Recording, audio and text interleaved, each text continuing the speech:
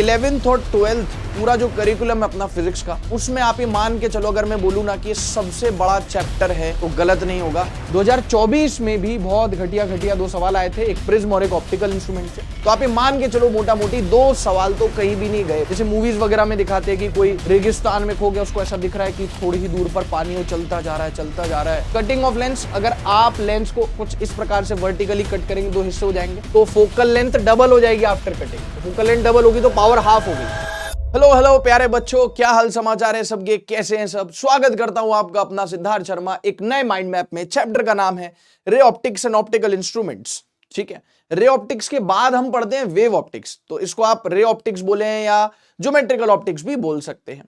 11th और 12th पूरा जो करिकुलम है अपना फिजिक्स का, उसमें आप ये मान के चलो अगर मैं बोलूं ना कि ये सबसे बड़ा चैप्टर है तो गलत नहीं होगा। और ये माइंड मैप भी सबसे बड़ा होने वाला है। इसकी स्लाइड्स भी बहुत सारी हैं क्योंकि हमने यहाँ पे A to Z सारे पॉइंट्स कवर किए हैं, सारे फॉर्मूला जो भी कंसेप्ट हैं, सारे फॉर्मूला सब कुछ अपन ने कवर किया है। जी हाँ, तो ये माइंड मैप बड़ा होने वाला है और इसमें खूब सारी ढेर सारी स्लाइड्स हैं ताकि हमारा एक भी पॉइंट, एक भी फॉर्मूला ना छूट जाए। ठीक है, बात करें 2024 में इतने सिंपल इस पे दो सवाल आए थे। आगे मैं बताऊंगा किस किस चीज पे आए थे। एक प्रिज्म पे आया था और एक सवाल आया था ऑप्टिकल इंस्ट्रूमेंट से टेलीस्कोप का मैग्निफिकेशन पूछा था। 2023 में भी दो सवाल आए थे। तो आप ये मान के चलो मोटा मोटी दो सवाल तो कहीं भी नहीं गए। मतलब हर साल ऑन एन एवरेज, भाई हो सकता है किसी साल एक ही सवाल पूछे या किसी साल 3-4 एक साथ सवाल पूछ ले रे ऑप्टिक्स से। ऑन एन एवरेज आप मान के चलो दो सवाल कहीं भी नहीं गए। 24 में भी दो सवाल है, 23 में भी दो सवाल है। तो यार बिना किसी विलंब के शुरुआत की जाए। हम यहाँ पे शुरुआत करने वाले हैं बेटा, है ना। पूरे पेशेंस के साथ देखिएगा। और आपने पढ़ लिया है अगर रे ऑप्टिक्स क्लास में, तो ये बेस्ट तरीका है रिवाइज करने का, क्योंकि आपने सारे क्लास में पॉइंट्स पढ़ लिए। अगर आपको शॉर्ट नोट्स बनाने हैं या फिर आप अपने शॉर्ट नोट्स बना चुके हैं, आपको कुछ चीजें उसमें ऐड वगैरह करनी है, आप तो माइंड मैप से कर सकते हैं। और जैसा कि आपको पता है, इतना समय हो गया अपने को साथ में, तो जब भी मैं कोई स्लाइड पढ़ाता हूं तो साइड हट जाता हूं सो दैट आप स्क्रीनशॉट ले सकें। नहीं तो बहुत फ्रस्ट्रेटिंग लगता है, ढूंढते रहो टीचर अब यहां है, टीचर अब वहां है। ठीक है, तो स्लाइड पढ़ा के आपको बताया, मैं साइड में हट जाता हूं। चलिए शुरुआत करते हैं लॉज ऑफ रिफ्लेक्शन से। ये बचपन में ही पढ़ा हुआ हमने। इंसिडेंट रे, यहां पे ना मिरर पे क्या हो रहा है या किसी सरफेस पे क्या हो रहा है बेटा, रिफ्लेक्शन हो रहा है। तो ये बोलता है इंसिडेंट रे, लाइट रे आई और रिफ्लेक्ट होके चली गई। Reflected ray and normal all lies in the same plane, है ना। एक ये नियम है, एक ये लॉ है। और दूसरा लॉ क्या है कि एंगल ऑफ इंसिडेंस यानी angle between incident ray and normal and the angle of reflection यानी angle between the reflected ray and normal are same. Angle I and angle R same, angle I angle R same. ये हम बचपन से पढ़ते हुए आ रहे हैं। ये मिरर है या कोई सरफेस है ना। ठीक है, अब एक चीज एक्स्ट्रा है कि अगर आपने इंसिडेंट रे, ये जो इंसिडेंट रे, इसको आप एक इसके डायरेक्शन में एक यूनिट वेक्टर ले आई कैप, नॉर्मल के डायरेक्शन में एक यूनिट वेक्टर ले एन कैप, और रिफ्लेक्टेड रे के डायरेक्शन में एक यूनिट वेक्टर ले आर कैप।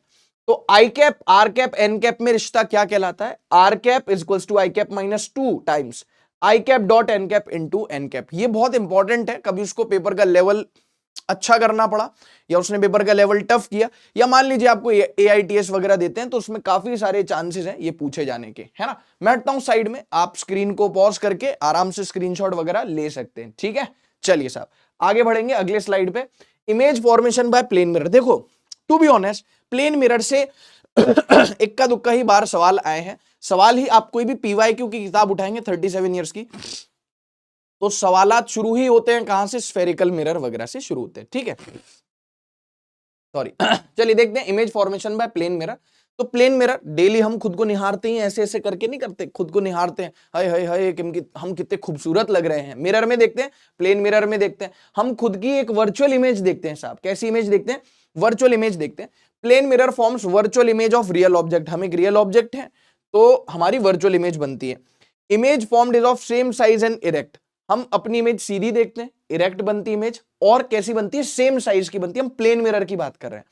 वो अम्यूजमेंट पार्क वगैरह में इस तरीके के मिरर्स नहीं होते, घूमे हुए कर्व मिरर अजीब से, जिसमें हम खुद को मोटे पतले नाटे छोटे लंबे ऐसे दिखते हैं, अजीब से दिखते हैं, ऐसे एलियन जैसे दिखते हैं, वो मिरर अलग है। यहाँ पे हम प्लेन मिरर की बात करें तो वर्चुअल इमेज है, सेम साइज है, इरेक्ट है।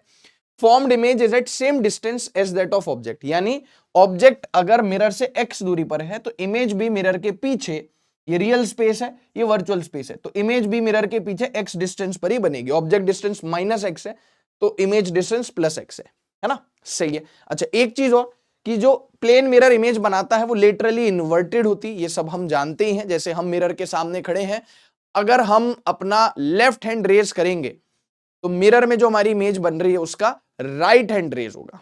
समझ में आ पा रही बात? अगर लेफ्ट हैंड रेज कर रहे हैं और मिरर में जो इमेज बन रही है उसका भी लेफ्ट हैंड रेज हो रहा है, मतलब समझ जाना गड़बड़ है, भग जाना वहां से, उस शीशे को भी तोड़ देना।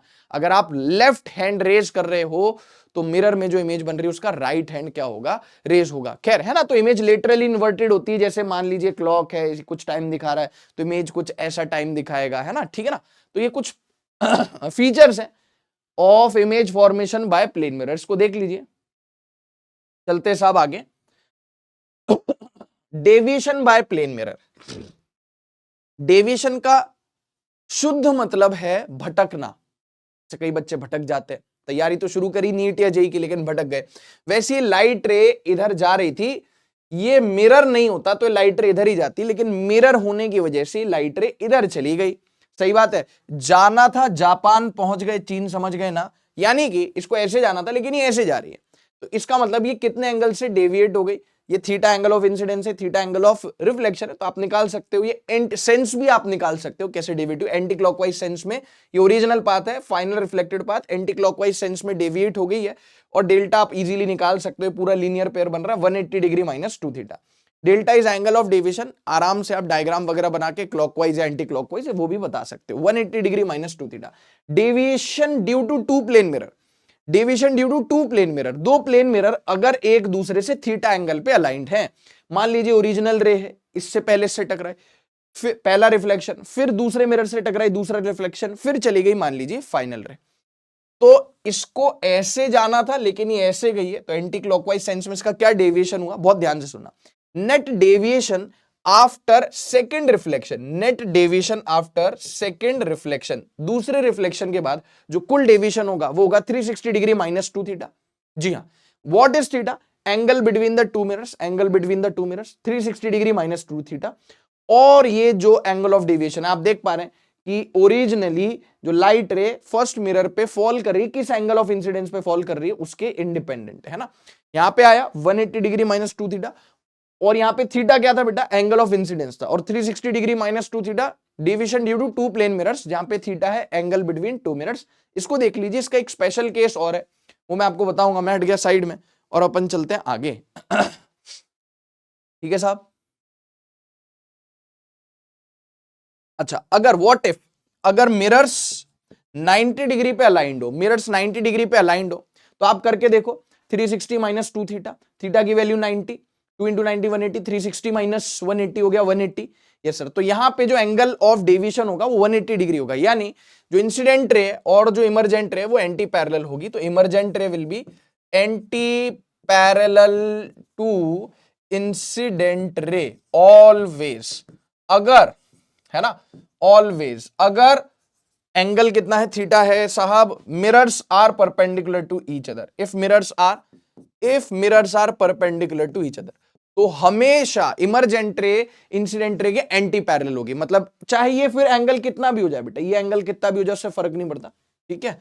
चलिए, if mirrors are perpendicular to each other, जैसा मैंने कहा मैं सारे पॉइंट्स कवर करने वाला हूं इस माइंड मैप में, है ना। वैसे तो अगर इसको बस निपटाना ही होता तो अपन इसको आधे घंटे पौन घंटे में निपटा देते कि बेटा ये ऐसे रिफ्लेक्शन होता है, ऐसे रिफ्रैक्शन होता है, प्रिज्म है बेटा, ऑप्टिकल इंस्ट्रूमेंट है। लेकिन जी नहीं, यहाँ पे बहुत सारी चीजें जिस पे सवाल पूछे जा चुके हैं, पूछे जा रहे हैं, पूछे जाते रहेंगे। तो मैंने कहा कि नहीं भाई, अगर इसको पूरा ही अपन कवर करेंगे, mirrors are perpendicular to each other, then emergent ray और finally reflected ray is going to be anti parallel to the incident ray always, अगर थीटा 90 है तो, अगर थीटा 90 है, ठीक है। चलो साहब आगे चलते हैं। रोटेशन ऑफ मिरर, जी हाँ, रोटेशन ऑफ मिरर, ठीक है। आपको सिर्फ इतना ध्यान रखना है, मान लीजिए मिरर है, incident ray, reflected ray, normal है।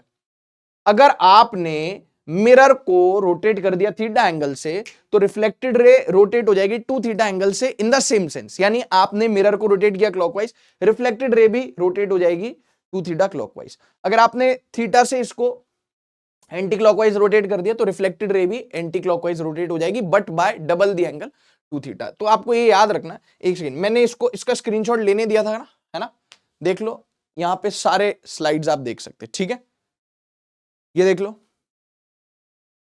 ये देख लो, ये देख लिया, ठीक है। चलो आगे चलते हैं। Minimum size of plane mirror required to see full image. मान लीजिए हमारे पास एक इंसान है जिसकी हाइट कैपिटल एच है ना, और हमारे उसके सामने ना एक मिरर रखा हुआ, उसके सामने ना एक मिरर रखा हुआ, उसके सामने एक मिरर रखा हुआ है, ठीक है साहब। उसके सामने एक मिरर है जिसकी हाइट कितनी होनी चाहिए, मिनिमम कितनी हाइट होनी चाहिए उसकी, सो दैट ये इंसान खुद को पूरा देख सके फ्रॉम हेड टू टो। इसका कोई भी हिस्सा ना कटना नहीं चाहिए, मतलब इसको हेड टू टो सब दिखे अपना। तो उसके लिए मिरर की मिनिमम जो लेंथ होनी चाहिए इस बंदे की हाइट का आधा, यानी h/2, ठीक है ओके। अब object image velocity for plane mirror, यानी कि समझना बहुत ध्यान से, मान लीजिए प्लेन मिरर है, ये रहा अपना ऑब्जेक्ट। अब इसकी कोई वेलोसिटी है, इसकी कोई वेलोसिटी, अपन ने इसके दो टुकड़े कर लिए। कौन से? एक कर लिया आपने v परपेंडिकुलर यानी मिरर के परपेंडिकुलर, और एक कर लिया v पैरेलल। अब पैरेलल में तो जो वेलोसिटी है ऑब्जेक्ट की वैसी ही इमेज की भी होने वाली है, ये ऊपर जाएगा ये भी ऊपर जाएगा, ये जितने से नीचे जाएगा उतने से नीचे जाएगा, यानी velocity parallel of object with respect to mirror is equals to velocity parallel image with respect to mirror. आप चाहो तो इसको विद रिस्पेक्ट टू ग्राउंड भी कर लो तो भी कोई दिक्कत नहीं, क्या हो जाएगा, v parallel object with respect to ground minus velocity of parallel mirror with respect to ground, यही तो होगा, बराबर वेलोसिटी पैरेलल, ठीक है, VOM है ना, parallel image with respect to ground minus velocity parallel mirror with respect to ground. अब ये वाला जो पोर्शन है तो शहीद हो गया, कौन सा, ये वाला, और ये वाला तो पोर्शन शहीद हो गया। तो क्या आ गया, velocity parallel of object with respect to ground is same as velocity parallel of image with respect to ground. तो पैरेलल में तो ऑब्जेक्ट की velocity with respect to ground with respect to mirror is same as of image की velocity with respect to ground या with respect to mirror, कोई दिक्कत नहीं, जैसे ऊपर जा रहा है ऊपर जाएगी, जैसे नीचे जा रहा है नीचे जाएगी। अब सुनो, अब मैं बात करूं बेटा परपेंडिकुलर कंपोनेंट की, तो बहुत ध्यान से सुनना, परपेंडिकुलर कंपोनेंट यहां पे लिखा हुआ है, मैं यहां पे परपेंडिकुलर नहीं लिख रहा। ये वेलोसिटी ऑफ इमेज किसके रेस्पेक्ट में आपने कुछ नहीं लिखा तो विद रिस्पेक्ट टू ग्राउंड मानो, velocity of image with respect to ground is 2 times the velocity of mirror with respect to ground minus velocity of object with respect to ground. ये perpendicular की बात हो रही है। अब इसमें से खाली ऑब्जेक्ट चले, मिरर रेस्ट पर है तो इसको 0 कर दो, अगर खाली मिरर चले ऑब्जेक्ट नहीं चले तो इसको 0 कर दो। लेकिन ये परपेंडिकुलर कंपोनेंट का रिलेशन है, हालांकि इस पे सवाल आया नहीं है लेकिन ये रिलेशन पता होना चाहिए, देख लो, है ना, ये क्लियर हो गया, यस सर, ये सब आपको पता होना चाहिए। मैं हट रहा हूं साइड में, इसको देख लो और फिर अपन चलते हैं आगे, ठीक है, ठीक है साहब, चलो बॉस आगे चलते हैं। अब अपने को पता होना चाहिए कि यार अगर दो मिरर्स के बीच का एंगल थीटा है, they are incline at an angle theta, ठीक है, सही बात है, और एक ऑब्जेक्ट आपने रख दिया, अब यहां पे दो केसेस बनेंगे कि ऑब्जेक्ट या तो आप एंगल बाइसेक्टर पे रखो यानी सिमेट्रिकली रखो, और ऑब्जेक्ट या तो आप सिमेट्रिकली ना रखो यानी इस एंगल बाइसेक्टर पे ना रखो, इसके आजू बाजू इर्द गिर्द कहीं रखो, तो अनसिमेट्रिकली। पेपर में कुछ ना कहे जाने पर हम सिमेट्रिकली लेंगे, सिमेट्रिकली प्लेस लेंगे बाय डिफॉल्ट। अब सुनो, नंबर ऑफ इमेजेस चाहिए कि साहब ये ऑब्जेक्ट ऐसे रखा है या ऐसे रखा है, तो बेस्ड ऑन दिस कितनी इमेजेस बनने वाली हैं, तो m की वैल्यू निकाल लो 360 degree by theta, theta is angle between the mirrors, ठीक है, तो 360 बाय थीटा कर लो तो m की वैल्यू आ गई। अब दो संभावना है, m अगर इवन है तो नंबर ऑफ इमेजेस होने वाली m-1, चाहे कैसे भी रखा हो, सिमेट्रिकली एसिमेट्रिकली, अगर 360 बाय थीटा इवन आ रहा है तो आपके पास नंबर ऑफ इमेजेस m-1 होंगी साहब। अब m अगर ऑड है तो आप देखो कि ऑब्जेक्ट कैसे रखा हुआ है, ऑब्जेक्ट अगर सिमेट्रिकली रखा है तो आप बोलोगे नंबर ऑफ इमेजेस, अगर m ऑड है जैसे 3 है 5 है 7 है 1 है, m की वैल्यू समझना, तो आप देखोगे ऑब्जेक्ट अगर सिमेट्री रखा है तो नंबर ऑफ इमेजेस हो गई m-1, और ऑब्जेक्ट अगर सिमेट्रिकली रखा है, सॉरी ऑब्जेक्ट यहां पे सिमेट्रिकली रखा है तो m-1, अनसिमेट्रिकली या एसिमेट्रिकली रखा है तो नंबर ऑफ इमेजेस m के बराबर हो जाएंगी। ये नियम आपको याद करने पड़ेंगे, क्लास में भी ये सब करवाया जाता है और इस पे एग्जांपल्स करवाए जाते हैं, है ना, अलग अलग की, कभी मान लो आपने इसको 36 ले लिया, कभी 72 ले लिया, इस तरीके से, खैर, है ना। और मैंने आपको बता दिया देखो ताकि कोई कंफ्यूजन ना, आप बोलो सर पेपर में नहीं बोला कैसे ऑब्जेक्ट रखा हुआ है, भाई अपन नहीं बोला ना तो अपन सिमेट्रिकली रख देंगे। इसको देख लो, आप इसको याद कर लो, जहन में बसा लो, इसको जहन में बसा लो भाई, ठीक है। मैं हट गया साइड में सो दैट आप स्क्रीनशॉट ले सको। चलो आगे चलते हैं अपन, अब बात करते हैं स्फेरिकल मिरर की। कुछ भी नहीं है, मिरर होता क्या, मिरर क्या होता है, अरे भाई एक ग्लास ले लिया आपने, कांच ले लिया और एक साइड को पॉलिश कर दिया, सिल्वर कर दिया, वो बन गया मिरर। ग्लास में क्या होता है, जैसे जहां मैं ऑफलाइन में पढ़ाता था तो वहां पे जो क्लास का दरवाजा होता था ना, उसमें दरवाजे पर एक ऐसा वो लगा हुआ रहता था, ग्लास लगा हुआ रहता था, सो दैट बाहर से बस थोड़ा सा बाहर से पता चल सके कि अंदर क्लास चल रही है, या बाहर अंदर से पता चल सके या बाहर कौन है क्या हो रहा है, इस तरीके से थोड़ा बहुत, है ना। वो सी थ्रू मतलब जो ग्लास होता है उससे आप आर पार देख सकते हो, लेकिन ग्लास को एक तरफ से आपने पॉलिश कर दिया या सिल्वरिंग कर दी तो फिर आप आर पार थोड़ी देख सकते हो, फिर तो आप खुद खुद को ही देख सकते हो, समझ गए। अच्छा, तो हो गया मिरर। अब मिरर भी हमने पढ़ लिया, प्लेन मिरर, ये है स्फेरिकल मिरर, यानी एक ग्लास का टुकड़ा है, ग्लास है बेसिकली एक स्फीयर है, ग्लास है कैसा स्फीयर, उसका एक हिस्सा निकाल लिया और उसमें उसके एक हिस्से पर आपने या तो अंदर या बाहर की तरफ सिल्वरिंग कर दी, तब बनता है आपका स्फेरिकल मिरर, ठीक है। कॉनकेव मिरर के लिए क्या, ये देखो, ये हो गया आपके पास स्फेरिकल ग्लास का स्फीयर हो गया, स्फेरिकल ग्लास, ठीक है। उसका एक हिस्सा ले लिया और बाहर आपने सिल्वरिंग कर दी, समझना है ना, अभी मैं बताऊंगा। या कॉन्वेक्स में क्या कर दिया आपने, अंदर की साइड सिल्वरिंग कर दी। अच्छा, पूरा अपने को स्फीयर नहीं चाहिए, हमने स्फीयर का कुछ टुकड़ा उठा लिया, स्फीयर का कुछ टुकड़ा उठा लिया, ठीक है। अब समझना कि आपने बाहर की तरफ सिल्वरिंग कर दी और फिर ये अंदर की तरफ क्या हो रही है, लाइट क्या हो रही है, इंसिडेंट हो रही है, तो कॉनकेव मिरर कहलाएगा। कॉन्वेक्स मिरर में क्या कर दिया, अंदर की तरफ सिल्वरिंग कर दी, इसका टुकड़ा ले लिया और बाहर की तरफ लाइट अगर इंसिडेंट हो रही है तो कॉन्वेक्स मिरर कहलाएगा। वो सारी टर्मिनोलॉजीज पता है आपको। इसका जो सेंटर है, इस मिरर का, ग्लास का नहीं, इस मिरर का जो सेंटर है वो पोल कहलाएगा। ये मिरर जिस स्फीयर का टुकड़ा है उसका centre C, centre of curvature कहलाएगा। उसकी रेडियस ऑफ कर्वेचर कहलाएगी। एफ होती है फोकल लेंथ, आर बराबर 2f होता है, सबको पता है ना।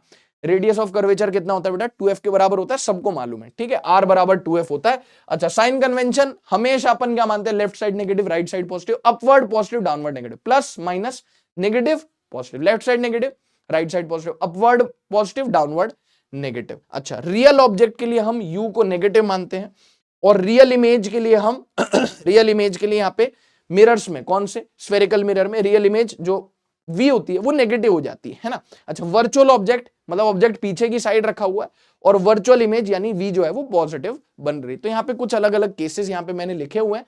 अच्छा, एक चीज और, कॉनकेव मिरर की फोकल लेंथ हमेशा नेगेटिव लें, कॉन्वेक्स मिरर की फोकल लेंथ हमेशा पॉजिटिव लें। ये सारे के सारे इंपॉर्टेंट पॉइंट्स। अच्छा, और ये जो पोल है इसको अपन रेफरेंस मान लेते हैं यानी ओरिजिन मान लेते हैं, ठीक है। चलो डन। ये प्रिंसिपल एक्सिस है, ये प्रिंसिपल एक्सिस है, इसके ऊपर के सारे distance positive.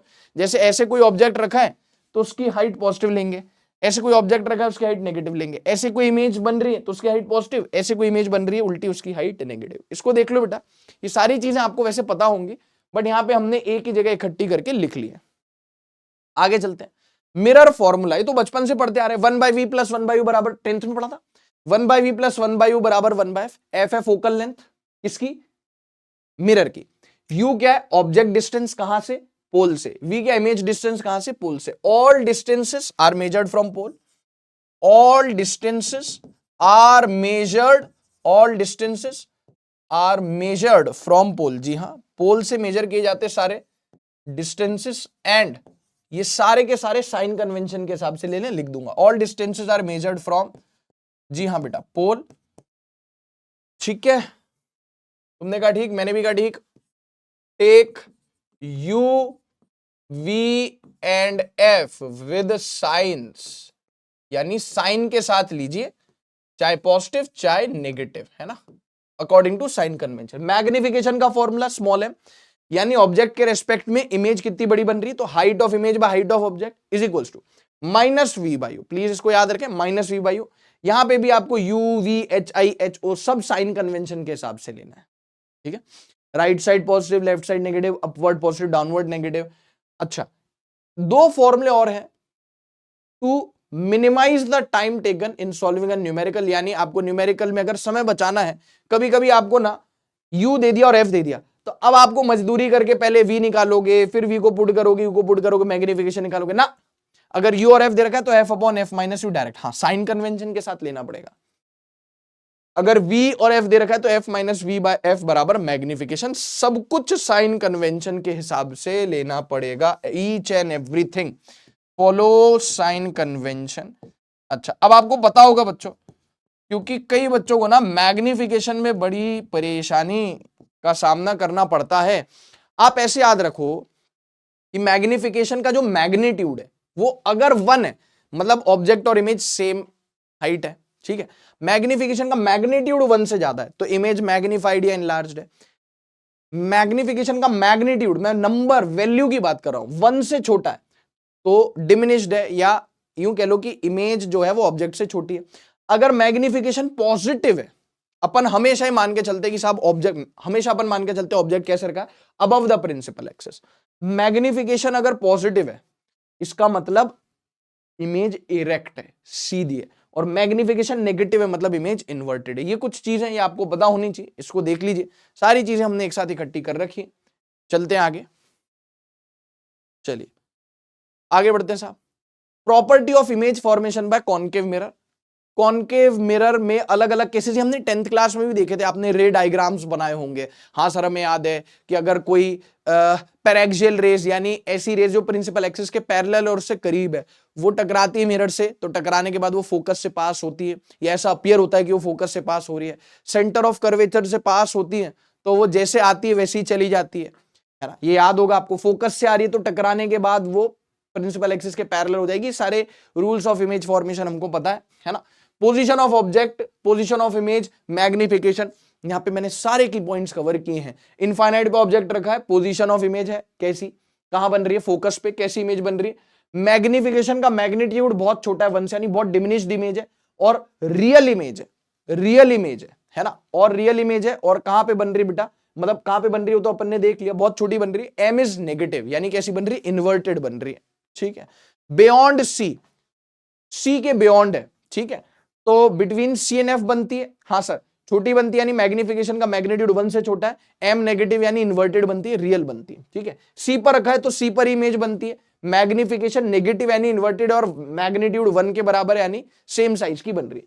Between C and F तो बियॉन्ड सी इमेज बन जाएगी, इन्वर्टेड है अभी भी, मैग्निफाइड है, अब नेगेटिव है मतलब इन्वर्टेड है, अब मैग्निफाइड है, रियल है। एट एफ इमेज इंफिनिटी पे बन रही है, इमेज इंफिनिटी पे बन रही है, बहुत बड़ी, हाईली लार्ज बन रही है, मैग्नीट्यूड 1 से बहुत बड़ा है, नेगेटिव मतलब इन्वर्टेड बन रही है, रियल बन रही है, ठीक है। इन पांचों केसेस में कैसी इमेज बनी है साहब, इन पांचों केसेस में कैसी इमेज बनी है साहब, रियल इमेज। और अब बात करें अगर बिटवीन, ऑब्जेक्ट को रख दो फोकस और पोल के बीच में, या पोल और फोकस के बीच में, तो इमेज बनती है पीछे, इमेज बनती है पीछे, मैग्निफिकेशन पॉजिटिव यानी इरेक्ट बनती है, और मैग्निफिकेशन का मैग्नीट्यूड 1 से ज्यादा, इसका मतलब वो इनलार्ज्ड है यानी ऑब्जेक्ट से बड़ी है। और यहां पे सिर्फ एक केस है, कौन सा बेटा, वर्चुअल वाला।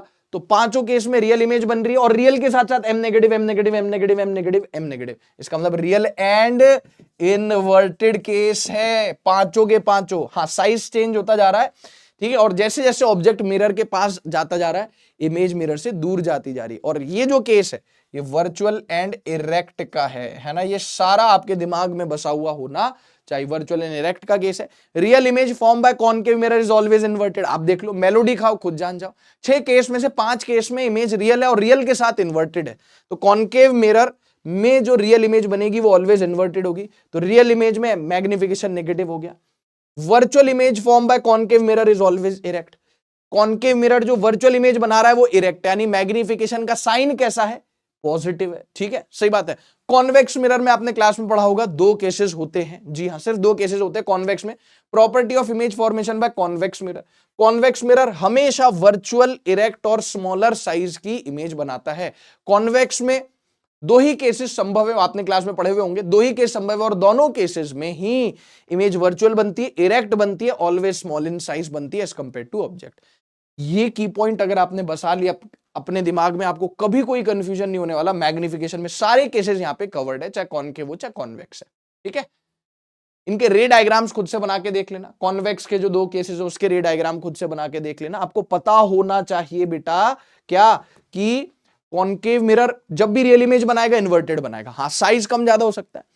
कॉनकेव मिरर जब भी वर्चुअल इमेज बनाएगा इरेक्ट इमेज बनाएगा। कॉन्वेक्स मिरर जब भी इमेज बनाएगा वो वर्चुअल बनाता है, इरेक्ट बनाता है और स्मॉलर इन साइज बनाता है। आप देख लो, आप देख सकते हो, है ना, always small in size, virtual, erect.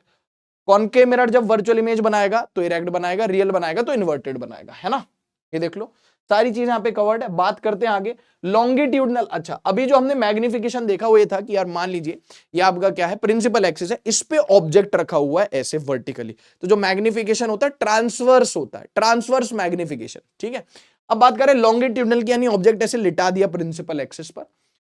मान लीजिए कोई ऑब्जेक्ट है किसी लेंथ का, है ना, मान लो। अब जो मैं आपको फॉर्मूला बता रहा हूं ना, वो बहुत ही छोटे से सूक्ष्म, बहुत ही छोटे से ऑब्जेक्ट के लिए एप्लीकेबल है। dv by D U equals to minus V by U का स्क्वायर। छोटा सा ऑब्जेक्ट है, यू डिस्टेंस पे दे रखा है, इसका फोकल लेंथ एफ है, तो आप मिरर फॉर्मूला से v निकाल सकते हैं। dv by D U equals to minus V by U का होल स्क्वायर। डी क्या हो गया, छोटे से ऑब्जेक्ट का साइज, dv क्या हो गया, छोटे से इमेज का साइज। L जो है यानी ऑब्जेक्ट का जो लेंथ है वो फोकल लेंथ से बहुत क्या है बेटा, छोटा है। तो ये सूक्ष्म यानी बहुत छोटे ऑब्जेक्ट के लिए एप्लीकेबल है। बड़ा ऑब्जेक्ट हुआ तो फिर आपको भाई पूरा हिसाब किताब देखना पड़ेगा, इसका एक एंड इसकी कहां इमेज बनाता है, इसका दूसरा एंड कहां इमेज बनाता है, फिर उसकी लेंथ आपको सब्ट्रैक्ट करके निकालनी पड़ेगी अगर बड़ा ऑब्जेक्ट होगा। ओनली एप्लीकेबल जब ऑब्जेक्ट जो है फोकल लेंथ से बहुत छोटा हो। डीवी क्या है, छोटे से इमेज की साइज, डी क्या है, छोटे से ऑब्जेक्ट की साइज। ठीक है, okay. Object image velocity for spherical mirror, ये एक्स्ट्रा अगर याद रखना चाहें तो रख सकते हैं। स्फेरिकल मिरर के लिए सीधा फॉर्मूला, ये तो चलो डायग्राम तो ठीक है। Velocity of image with respect to mirror is equals to negative of जो ऑब्जेक्ट है, जिस इंस्टेंट पे आपको फोटो खींच के दिया हुआ उसका ऑब्जेक्ट का, तो ऑब्जेक्ट डिस्टेंस का स्क्वायर, इमेज डिस्टेंस का स्क्वायर, यहां पे minus velocity of object with respect to mirror, यानी velocity of image with respect to ground minus velocity of mirror with respect to ground is minus v square by u square. Velocity of object with respect to ground minus velocity of mirror with respect to ground. इसको देखते आधे से आधा बच्चे बोलते थे हाँ sir extra, इसको हम छोड़ ही देंगे, मर्जी आपकी, मैंने यहाँ पे लिख दिया है, इसको आप देख सकते हैं। ठीक है, चलिए शाबाश, बहुत बढ़िया। और इसी के साथ अपन आगे बढ़ते हैं। ठीक है बेटा, चलिए साहब let's move ahead. Newton's formula पता होना चाहिए। जो u और v लेते हैं, u v f, जो अभी 1 by V plus 1 by U बराबर 1 बाई एफ, यू और वी होता है, वो ऑब्जेक्ट डिस्टेंस, इमेज डिस्टेंस होता है बेटा, कहां से, फ्रॉम पोल। लेकिन न्यूटन्स फॉर्मूला में एक्स आई एक्सओ क्या है, एक्स आई है distance of image from focus, x F क्या है डिस्टेंस ऑफ ऑब्जेक्ट, एक सेकेंड, एक्स ओ होगा ना, एक्स ओ होगा, इसको ठीक कर देता हूं, जी हाँ ये हो गया XO. XO is what, distance of object from focus. तो ऐसे में distance of image from focus into distance of object from focus is focal length का स्क्वायर। अब एफ स्क्वायर है, उधर जाएगा तो रूट भी आ जाएगा, है ना, वो तो पता है, ये न्यूटन्स फॉर्मूला है, पता होना चाहिए। अच्छा, अब हमने रिफ्लेक्शन की बात करी, from plane mirror, from spherical mirror, तो क्यों ना अब रिफ्रैक्शन शुरू किया जाए। तो रिफ्रैक्शन शुरू करने से पहले आपको refractive index are I mu पता होना चाहिए। यूनिट्स एंड डायमेंशन में पढ़ा है, एक प्योर रेशियो है, यूनिटलेस है, डायमेंशनलेस है, बस एक नंबर है जो हमको बताता है कि वैक्यूम के रेस्पेक्ट में किसी मीडियम में स्पीड ऑफ लाइट कितनी है। Mu is speed of light in vacuum by speed of light in medium, C by velocity in medium.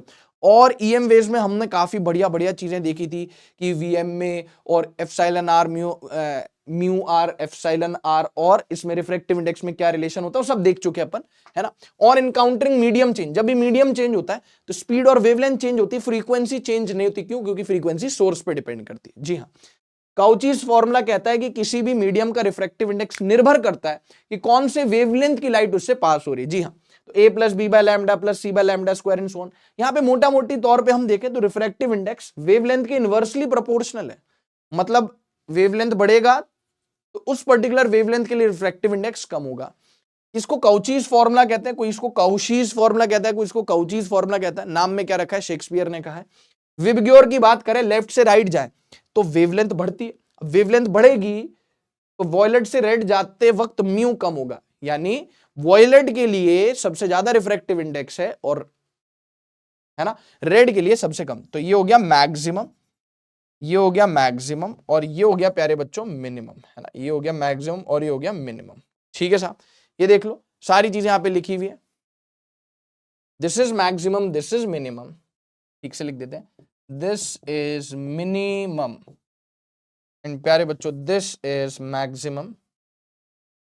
ठीक है, तुमने कहा ठीक, मैंने भी कहा ठीक, मैं हट गया साइड में, और अब चलेंगे अपन आगे। चलो बॉस, अब लॉज ऑफ रिफ्लेक्शन थे, वैसी लॉज ऑफ रिफ्रैक्शन है। ठीक है, स्नेल्स लॉ जो हमने पढ़ा हुआ है। सबसे पहले तो यार ये मीडियम 1 है, मीडियम 2, इसका रिफ्रैक्टिव इंडेक्स म्यू 1, इसका रिफ्रैक्टिव इंडेक्स म्यू 2, है ना। नॉर्मल बना दिया आपने, सही बात है। इंसिडेंट रे, ये इंसिडेंट रे, ये रिफ्रैक्टेड रे, इसको बोल दिया IR यानी इंसिडेंट रे। ये हो गया बच्चों नॉर्मल, और ये हो गया आपके पास रिफ्रैक्टेड रे, RR यानी रिफ्रैक्टेड रे। बहुत ध्यान से सुनेंगे, इंसिडेंट रे, रिफ्रैक्टेड रे, नॉर्मल, ये सभी एक प्लेन में लाया करते हैं। और इनमें रिश्ता क्या कहलाता है, सुनना। तो स्नेल्स लॉ के मुताबिक म्यू 1 इंटू साइन आई बराबर म्यू 2 इंटू साइन आर। ठीक है। अच्छा, अब अगर μ2 ज्यादा है μ1 से, यानी ये डेंसर है रेयरर है, जिस अगर दो मीडियम की आप बात कर रहे हो तो किसी एक का रिफ्रैक्टिव इंडेक्स ज्यादा है तो उसको ऑप्टिकली डेंसर बोलेंगे, और जिस मीडियम का रिफ्रैक्टिव इंडेक्स रिलेटिवली कम है उसको हम ऑप्टिकली रेयरर मीडियम बोलेंगे। तो अगर ये रेयरर से डेंसर जा रही तो it will bend towards the normal, और अगर ये डेंसर से रेयरर में जा रही तो इट विल मूव या bend away from the normal, है ना। तो μ2 ग्रेटर देन μ1 यानी ये डेंसर हो गया तो light will bend towards the normal, μ1 greater than μ2 यानी डेंसर से रेयरर जा रही तो light will bend away from normal. जो यहां पे एंगल ऑफ डेविएशन आएगा mod of I minus R, बड़ा माइनस छोटा। कभी कभी पेपर में पूछ सकता है कि यार रेयरर से डेंसर में जाते वक्त, डेंसर से रेयरर में जाते वक्त कितनी एंगल से डेविएट हो रही है, तो डिपेंडिंग अपॉन द केस कभी I बड़ा है कभी R बड़ा है, तो आप तो ऐसे याद रख लो I माइनस आर, ये बड़ा माइनस छोटा मॉड ऑफ, है ना, तो बड़ा माइनस छोटा I माइनस आर, ठीक है। चलो बहुत बढ़िया, इसको देख लो। अच्छा, क्या होगा यदि यदि यदि इफ मैं यहां पे बताता हूं इसको, μ1 sin I बराबर μ1 sin I बराबर μ2 sin R। If angle I 0 हो गया ना बॉस, एंगल I 0 हो गया तो बेटा एंगल R भी 0 हो जाएगा। इसका मतलब पता है कैसा दिखेगा। अब बच्चों को इसमें कंफ्यूजन होता है कि यार अगर I 0 है R भी 0 है, तो देखो ये नॉर्मल आपने बना लिया। अच्छा, I और R कहां से एंगल होता है बच्चों, I और R कहां से एंगल होता है, I और R नॉर्मल से होता है। I 0 हो गया तो R 0 हो गया, मतलब कुछ ऐसा होने वाला है बेटा, ऐसा होने वाला है, यानी ये बिना डेविएशन के इस तरीके से चले जाएगा। इसको नॉर्मल इंसिडेंस बोलते हैं, यही नॉर्मल है, और नॉर्मल के अलोंग लाइट रे आ रही है, यही इंसिडेंट रे है, यही रिफ्रैक्टेड रे। अब बच्चे बोलते हैं कि ये तो कोई रिफ्रैक्शन नहीं हुआ, लेकिन इसे भी हम रिफ्रैक्शन बोलेंगे हम इसको भी रिफ्रैक्शन बोलेंगे साहब। समझ में आ पा रही बात, क्योंकि लाइट एक मीडियम से दूसरे मीडियम में जा रही, इसे भी रिफ्रैक्शन बोलेंगे। लेकिन एक रिफ्रैक्शन का स्पेशल केस है नॉर्मल इंसिडेंस वाला केस है। कौन सा इंसिडेंस है बच्चों, नॉर्मल इंसिडेंस वाला केस है। आई थॉट मैं आपको बता दूं नॉर्मल इंसिडेंस वाला केस है। एंगल I 0 है ना मालिक, एंगल R भी 0 होगा, दिस इज नॉर्मल इंसिडेंस। क्या रिफ्रैक्शन नहीं, नहीं इसे भी रिफ्रैक्शन बोलेंगे, बट ये नॉर्मल इंसिडेंस वाला केस है। कौन सा इंसिडेंस बेटा, नॉर्मल इंसिडेंस, ठीक है। चलो बहुत बढ़िया, इसको देखना था, इसको देख लो, इसको देखना था, इसको देख लो, ठीक है, ये देख लिया। चलें आगे, चलो अब मान लो आपको बोल दिया रिफ्रैक्शन थ्रू मल्टीपल मीडियम्स। मान लीजिए एक मीडियम, दूसरा, तीसरा, चौथा, पांचवा, छठा, ऐसे करके, तो लाइट रे क्या हो रही है, ऐसे रिफ्रैक्ट हो रही है। अब आप किन्हीं भी दो मीडियम्स के बीच में स्नेल्स लॉ लगा सकते हो बिना किसी दिक्कत के। यहां पे अगर θ1 है, इंसिडेंस एंगल ऑफ रिफ्रैक्शन है θ2, ये जो एंगल ऑफ रिफ्रैक्शन है इस मीडियम के लिए एंगल ऑफ इंसिडेंस है θ2 θ2, फिर θ3 θ3, θ4 θ4, θ5 θ5, θ6, इस प्रकार से। तो आप इनके लिए, इसके लिए, इसके लिए, इसके लिए, इसके लिए, किसी के लिए भी क्या लगा सकते हो, स्नेल्स लॉ लगा सकते हो। देखो, और आप चाहो तो मुंह उठा के ऐसे ही पहले और छठे के लिए स्नेल्स लॉ लगा दो, μ1 इंटू साइन θ1 बराबर μ6 इंटू साइन θ6। और सुनो, यही नहीं, अभी और सुनिए, अगर ये पढ़ा होगा आपने क्लास में, इफ μ1 और μ6 बराबर हो गया, यानी ये वाला मीडियम और ये वाला मीडियम सेम हो गया, μ1 से μ6 शहीद हो गया, साइन θ1 साइन θ6 के बराबर, यानी θ1 बराबर θ6, यानी कि जो इंसिडेंट रे है IR, इंसिडेंट रे है और इमर्जेंट रे वो पैरेलल हो जाएगी। इंसिडेंट रे है और प्यारे बच्चों ये इमर्जेंट रे है, क्योंकि इमर्ज होके जा रही है ना, इसको बोल दिया आपने इमर्जेंट रे। अगर ये दोनों मीडियम से μ1 μ6 θ1 θ6 के बराबर, तो आप बोल सकते हो हक से कि इंसिडेंट रे और इमर्जेंट रे पैरेलल हो जाएंगे। तो हम क्या बोल पाएंगे ऐसे में, θ1 बराबर θ6 हो गया, तो emergent ray is parallel to, sorry, incident ray is parallel to emergent ray, है ना। शॉर्ट में लिख दिया मैंने पैरेलल, ये देख लो फटाफट से, ठीक है। इस तरीके का सवाल एक बार ना जेई एडवांस में, मतलब जब वो IIT जेई कहलाया जाता था, तब बहुत एक बेसिक सिंपल सा सवाल पूछा गया था। ठीक है, डन है, ठीक है सर, लेट्स मूव अहेड, आगे चलते हैं। इसका भी स्क्रीनशॉट आपने ले लिया। लेटरल डिस्प्लेसमेंट, जैसा मैंने कहा मैं कुछ भी नहीं छोड़ने वाला, सारे फॉर्मूला मैंने कवर किए हैं, है ना। तो अच्छा, ये अगर विजिबल नहीं तो इसको ना मैं ठीक से लिख देता हूं। तो ये हो गया R, ये हो गया R, ये हो गया, ठीक है। अब यहां पे हमारे पास एक ग्लास स्लैब है बच्चों, रिफ्रैक्टिव इंडेक्स म्यू का, है ना। रिफ्रैक्टिव इंडेक्स कितना हो गया, म्यू हो गया। इधर भी एयर है, इधर भी एयर है, इसका थिकनेस T है। अब मान लीजिए कि इंसिडेंट रे आया, angle of incidence I, angle of refraction R, ये रिफ्रैक्ट हुआ, फिर वापस क्या हो गया, इमर्ज हो गया। अब देखो क्योंकि दोनों मीडियम सेम है, आई और ई बराबर होना चाहिए, इसका मतलब ये इंसिडेंट रे और इमरजेंट रे क्या होने चाहिए, एक दूसरे के पैरेलल होने चाहिए। बस फर्क इतना सा है कि इंसिडेंट रे एक तरीके से थोड़ा सा ना लेटरली पैरेलली थोड़ा सा शिफ्ट हो गया, कितने डिस्टेंस से, डी डिस्टेंस से। देखो ना ये दोनों मीडियम सेम है, तो आई और ई स्नेल्स लॉ लगा दिया, तो आई और ई बराबर, ये दोनों म्यू बराबर आई और ई बराबर, यानी इंसिडेंट रे और इमरजेंट रे पैरेलल हो गई। बस ये जो इंसिडेंट रे थोड़ी सी शिफ्ट हो गई परपेंडिकुलरली, कितने से, ये परपेंडिकुलर है ना, ये 90 डिग्री पर है, सही बात है, ये 90 डिग्री, ठीक है। तो कितने से शिफ्ट हो गई, डी से। डी का फॉर्मूला है बेटा, डी का फॉर्मूला है टी, यानी thickness of slab into sine of I minus R by cos R. यहां पे म्यू नहीं है, इंडिपेंडेंट ऑफ म्यू है, देखो ये formula, T into sine I minus R, है ना। तो यहां पे आप देख सकते हो कि म्यू के इंडिपेंडेंट है sine I minus R by cos R into thickness. देख लीजिए बेटा, lateral displacement due to slab, इसको बोलते हैं lateral displacement due to slab, ठीक है। चलो अभी तक का ये सबसे बड़ा बेटा माइंड मैप होने वाला है, ठीक है। अच्छा चलिए बात करते हैं एपेरेंट डेप्थ और एपेरेंट हाइट की। एपेरेंट डेप्थ और एपेरेंट हाइट की बात करें तो अगर देखो ऑब्जर्वर जो है वो रेयर मीडियम में, एयर में, और मान लीजिए जो मछली है ना, ये डेंसर मीडियम में, पानी है तो ऑब्वियसली डेंसर होगा। अच्छा ये आपको यहाँ पे कलर का अंदाजा नहीं हो रहा होगा, एक बार मैं ट्राई करता हूं दूसरा कलर अगर भरूं तो, बेरंग सी है बड़ी जिंदगी, कुछ रंग तो भरूं, मैं अपनी तन्हाई के वास्ते अब कुछ तो करूं। सही बात है, ठीक है सर, अब सही है, बहुत बढ़िया। ऑब्जर्वर रेयरर में, ऑब्जेक्ट डेंसर में, तो ऑब्जेक्ट की जो डेप्थ है ओरिजिनल वो डी है ना। डेंसर मीडियम का refractive index mu D, rarer का म्यू आर। तो यहां पे हमने बोला कि जो ओरिजिनल डेप्थ है वो डी हो गया, और जो एपेरेंट डेप्थ है इस ऑब्जर्वर को ऐसा लगेगा ये जितनी असली में गहरी है ना, मतलब जितनी असली में गहराई में, जितनी असली गहराई में मछली है उतनी गहरी उसको लगेगी नहीं, थोड़ी कम गहरी लगेगी, शैलोअर लगेगी, तो ये डी डैश हो गया। तो ये रिश्ता क्या कहलाता है इनके बीच का, एक सेकंड, इनके बीच का रिश्ता कहलाता है डी डैश, यानी apparent depth equals to original depth into mu R by mu D. यहाँ पे सारी चीजें लिखी हुई है, और ये जितनी भी चीजें हैं, यहाँ पे एच लिखा हुआ है गलती से, इसको ठीक कर देते हैं, एच और एच डैश लिखा हुआ है, जबकि ये आना चाहिए डी हो गया एक्चुअल डेप्थ, डी डैश हो गया apparent depth. D and D dash सभी कहां से लिया जा रहा है, इंटरफेस से लिया जा रहा है, सरफेस इंटरफेस, ठीक है। एपेरेंट हाइट की बात करें तो अब ऑब्जर्वर पहले रेयरर में था, अब डेंसर में, ऑब्जेक्ट पहले डेंसर में था, ऑब्जेक्ट अब रेयरर में। मान लीजिए कोई पंछी है, मछली देख रही है उसको, किसी पक्षी को, उसकी ओरिजिनल हाइट एच है, तो उसको जो अपेरेंट हाइट दिखेगी वो ओरिजिनल हाइट से ज्यादा दिखेगी, H dash, due to refraction, due to refraction. तो एच डैश हो जाएगा mu D by mu R into H. यहां पे देख लेना, यहाँ पे mu R by mu D, यहाँ पे mu D by mu R है, वो थोड़ा देख लेना। H dash apparent height is original height into mu D by mu R, है ना। एच डैश एच सारे सरफेस इंटरफेस से किए हुए हैं, ये म्यू आर, ये म्यू डी, ये म्यू आर, ये म्यू डी, इसको जहन में बसा लेना, बहुत ज्यादा इंपॉर्टेंट है भाई। देख लो साफ साफ दिख रहा है, this is mu R, this is mu D, साफ साफ दिख रहा है, this is mu D, this is mu R. तो थोड़ा सा सावधान, सतर्क, सुरक्षित रहते हुए, ठीक है।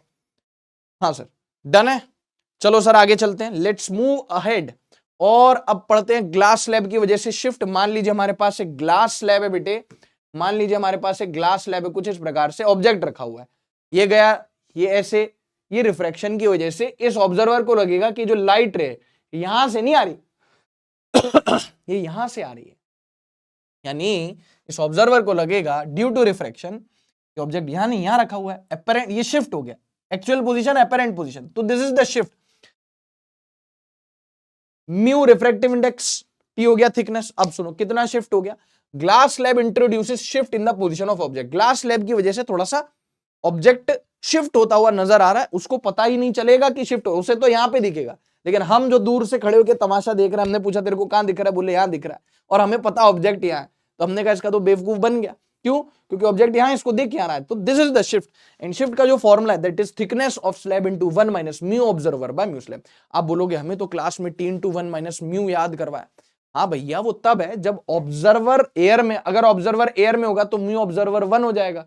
क्यों? आपको पता होना चाहिए, एयर का जो, यहां पे लिख देते हैं, एयर का या वैक्यूम का जो रिफ्रैक्टिव इंडेक्स, एयर का वैसे 1 पॉइंट समथिंग 0 समथिंग होता है, पर आप उसको वैक्यूम के बराबर ले लो, और म्यू ऑफ वाटर पता होना चाहिए आपको 4/3, और ग्लास वैसे तो बहुत प्रकार के होते हैं, लेकिन पेपर में ना दिए जाने पर म्यू ग्लास हम ले लेंगे 3/2। तो अगर ऑब्जर्वर एयर में तो यहाँ पे 1 आ जाएगा, है ना। तो आप, मैं तो बोलूंगा ये वाला याद करो, T into 1 minus mu observer by mu slab. अच्छा, अगर बहुत सारे स्लैब्स एक साथ रखे हुए हो और ऑब्जर्वर एयर में हो तो सबकी वजह से शिफ्ट ऐड हो जाएगा, तो T1 इंटू, है ना, ड्यू टू मल्टीपल स्लैब्स, तो T1 into 1 minus mu 1 plus T2 into 1 minus 1 by mu 2 plus and so on an, अगर वो रखे हुए थे।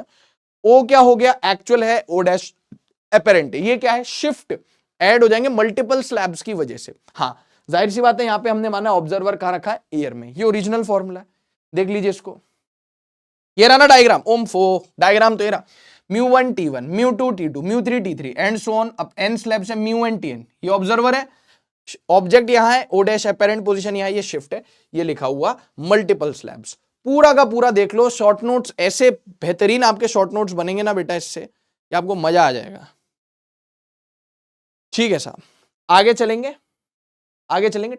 TIR टोटल इंटरनल रिफ्लेक्शन, हाँ सर पता है, तब होता है जब light must go from denser to rarer medium, ऐसा एंगल ऑफ इंसिडेंस जिसकी वजह से एंगल ऑफ रिफ्रैक्शन 90 डिग्री है, उसको क्रिटिकल एंगल बोलते हैं। क्रिटिकल एंगल स्नेल्स लॉ लगा सकते हो, है ना, मतलब इसको आप चलो इसको म्यू 1 बोल दो, इसको म्यू 2 बोल दो, खैर वो कोई फर्क नहीं पड़ता, म्यू डी बोल दो, इसको म्यू आर बोल दो, अब सही है। तो म्यू डी इंटू साइन आई, और आई ऐसा जिस पे एंगल ऑफ रिफ्रैक्शन 90 हो, तो ऐसे आई को क्रिटिकल एंगल बोलते हैं। Mu D into sine theta C बराबर म्यू आर इंटू साइन 90, तो आपके पास क्या हो गया, साइन थीटा सी हो गया mu R by mu D, से याद रखना। आई की वैल्यू अगर थीटा सी से कम है, क्रिटिकल एंगल, तो नॉर्मली जैसे रिफ्रैक्ट होता था हो जाएगा। आई की वैल्यू थीटा सी के बराबर है तो रिफ्रैक्शन एंगल 90 डिग्री। और बेटा अगर आई की वैल्यू थीटा सी से ज्यादा है, आई की वैल्यू थीटा सी से ज्यादा है, तो light will reflect back into same medium and laws of reflection are applicable. इसी को TIR बोलते हैं, टोटल इंटरनल रिफ्लेक्शन। कब बेटा, टोटल इंटरनल रिफ्लेक्शन, समझ में आ रही है, कब बेटा, कब होता है ये, जब angle of incidence critical angle से ज्यादा हो। तो सारे केसेस देख लिए, आई लेस देन थीटा सी, आई बराबर थीटा सी, आई ग्रेटर देन थीटा सी, आई थीटा सी के बराबर, ज्यादा, कम, कम होगी थीटा सी, तो नॉर्मली जैसे वो रिफ्रैक्ट होती ना जिस तरीके से, वैसे हो जाएगी। Light will refract and laws of refraction will be valid. इसको देख लीजिए, ठीक है बेटा, चले आगे। Yes sir, applications of TIR, सारी चीजें हमने यहाँ पे लिखी हुई है, देखो। एक तो मिराज की वजह से, जैसे आपने कभी कभी देखा होगा, कभी आप गर्मियों में हाईवेज वगैरह पे जा रहे हो, सीधी सड़क पे जा रहे हो, तो आपको ऐसा लगता है कि सड़क पे पानी फैला हुआ, कोई पानी नहीं फैला हुआ। हो क्या रहा है, आसपास की चीजों की ना एक इमेज सी बन रही है रोड पे, जिसकी वजह से आपको ऐसा लग रहा है कि पानी फैला हुआ, कोई पानी नहीं फैला हुआ। जैसे मूवीज वगैरह में दिखाते हैं कि कोई रेगिस्तान में खो गया, उसको ऐसा दिख रहा है कि थोड़ी ही दूर पर पानी, वो चलता जा रहा है, चलता जा रहा है, भूखा प्यासा, एग्जॉस्टेड एकदम, पर वो पानी तक पहुंच ही नहीं पा रहा है, क्योंकि वहां पे कोई पानी है ही नहीं, है ना। बस आसपास की चीजों की उल्टी इमेज बन जाती है, उसको मिराज बोलते हैं, क्योंकि टेम्परेचर के साथ रिफ्रैक्टिव इंडेक्स चेंज होता है, जो सरफेस होता है हॉट होता है, तो उससे जो थोड़ी सी ऊपर जो एयर होती है तो हॉट होती है, धीरे धीरे ऊपर जाके क्या हो जाती है, कोल्ड हो जाती है। तो TIR का एक एप्लीकेशन है मिराज, है ना। अच्छा, optical fibre and brilliance of diamond, मैं ऑप्टिकल फाइबर पर बाद में आऊंगा। ब्रिलियंस ऑफ डायमंड यानी हीरे की चमक, हीरे का जो रिफ्रैक्टिव इंडेक्स होता है ना साहब, हीरे का म्यू डी, म्यू डायमंड, जो म्यू डायमंड होता है वो होता है लगभग 2.42, अप्रोक्सीमेटली 2.42, जो कि बहुत होता है। 2.42 बहुत बड़ा रिफ्रैक्टिव इंडेक्स है, तो जितना बड़ा रिफ्रैक्टिव इंडेक्स उतना छोटा क्रिटिकल एंगल। तो लाइट आ तो जाती है लेकिन क्रिटिकल एंगल बहुत छोटा है, तो चांसेस हैं कि हर सरफेस पर जब लाइट टकराएगी तो वो TIR होगा, बहुत सारे TIR होते हैं तब जाके उसमें लाइट निकलती है, इसलिए हीरा बहुत चमकता हुआ चमकीला सा नजर आता है। चमकीला यानी कि एक चमक होती है उसमें। ब्रिलियंस ऑफ डायमंड वो भी TIR का एग्जांपल है। और उसका रिफ्रैक्टिव इंडेक्स सॉरी, उसका रिफ्रैक्टिव इंडेक्स क्या होता है बेटा, उसका रिफ्रैक्टिव इंडेक्स क्या होता है बेटा, बहुत ज्यादा होता है। ऑप्टिकल फाइबर की बात करें तो जिसकी वजह से जो वो नहीं होता जियो फाइबर, एयरटेल फाइबर, है ना, ब्रॉडबैंड कनेक्शन, ऑप्टिकल फाइबर में क्या होता है, देखो बाहर एक अंदर कोर होता है और बाहर क्लैडिंग होती है। ठीक है, मैं आपको बता दूं कि इस प्रकार से थोड़ा सा एक रफ डायग्राम बना के देख रहे हैं, ये अंदर कोर है और साहब है बाहर क्लैडिंग, बाहर है क्लैडिंग। तो अंदर जो है बेसिकली सिग्नल्स को लाइट में कन्वर्ट करके भेजा जाता है एक जगह से दूसरी जगह। यहां पे आपने जो भी सिग्नल्स आपने भेजने हैं, ये क्लैडिंग है ना, क्लैडिंग है। जो भी आपने सिग्नल्स भेजने हैं बेटा, वो आप लाइट में कन्वर्ट करोगे, वो जाएंगे और टोटली इंटरनल रिफ्लेक्ट होते होते होते होते दूसरी जगह पहुंच जाएंगे, और जहां पहुंचाने हैं आपको, वहां पे जो रिसीवर लगा होगा वो लाइट सिग्नल्स को वापस से जो भी इलेक्ट्रिकल सिग्नल्स है उसमें कन्वर्ट कर देगा। टीआईआर होता है। तो कोर का जो देखो ना, टीआईआर कब होगा? जब डेंसर से रेयरर में जाएगी। मतलब कि यू कह सकते हो कि ये डेंसर है, रेयरर है, तो म्यू कोर यानी refractive index of core is greater than the refractive index of cladding. सही बात है। और आपको याद होना चाहिए कि ऑप्टिकल फाइबर का जो म्यू है, it should be greater than equals to √2, ताकि ये मुकम्मल हो सके, एग्जीक्यूट हो सके। √2 यानी 1.414 से ज्यादा होना चाहिए ऑप्टिकल फाइबर का रिफ्रैक्टिव इंडेक्स, √2 से ज्यादा होना चाहिए, सो दैट टीआईआर हो सके। यहां पे सारी चीजें मैंने कवर करी हैं, जो भी इसके एप्लीकेशंस हैं। ठीक है, मिराज हो गया, ऑप्टिकल फाइबर हो गया, ब्रिलियंस ऑफ डायमंड हो गया, देख लीजिए, फोटो वोटो ले लीजिए। अगले स्लाइड पे चलें तो एक सर्किल ऑफ इल्यूमिनेंस भी इसका एक एग्जाम्पल है। इस पे न्यूमेरिकल बनाया जा सकता है कि मान लीजिए ये उल्टा लिख दिया, this is mu D, this is mu R. मान लीजिए पानी है और ऊपर एयर है, डेंसर रेयरर। पानी के अंदर हमने एक मान लीजिए एक सोर्स है लाइट का, मान लीजिए एक बल्ब है हाइपोथेटिकली, ठीक है, वो लाइट रेज एमिट करेगा, बहुत सारी लाइट रेज होंगी। तो बहुत ध्यान से सुनना, ये जो लाइट रेज होंगी ये वाली, ये तो चली जाएंगी भाई बाहर, ये तो चली जाएंगी बाहर आराम से, ये तो चली जाएंगी आराम से, कहां चली जाएंगी? बाहर चली जाएंगी। ठीक है, ये तो आराम से कहां चली जाएंगी बेटा? बाहर चली जाएंगी।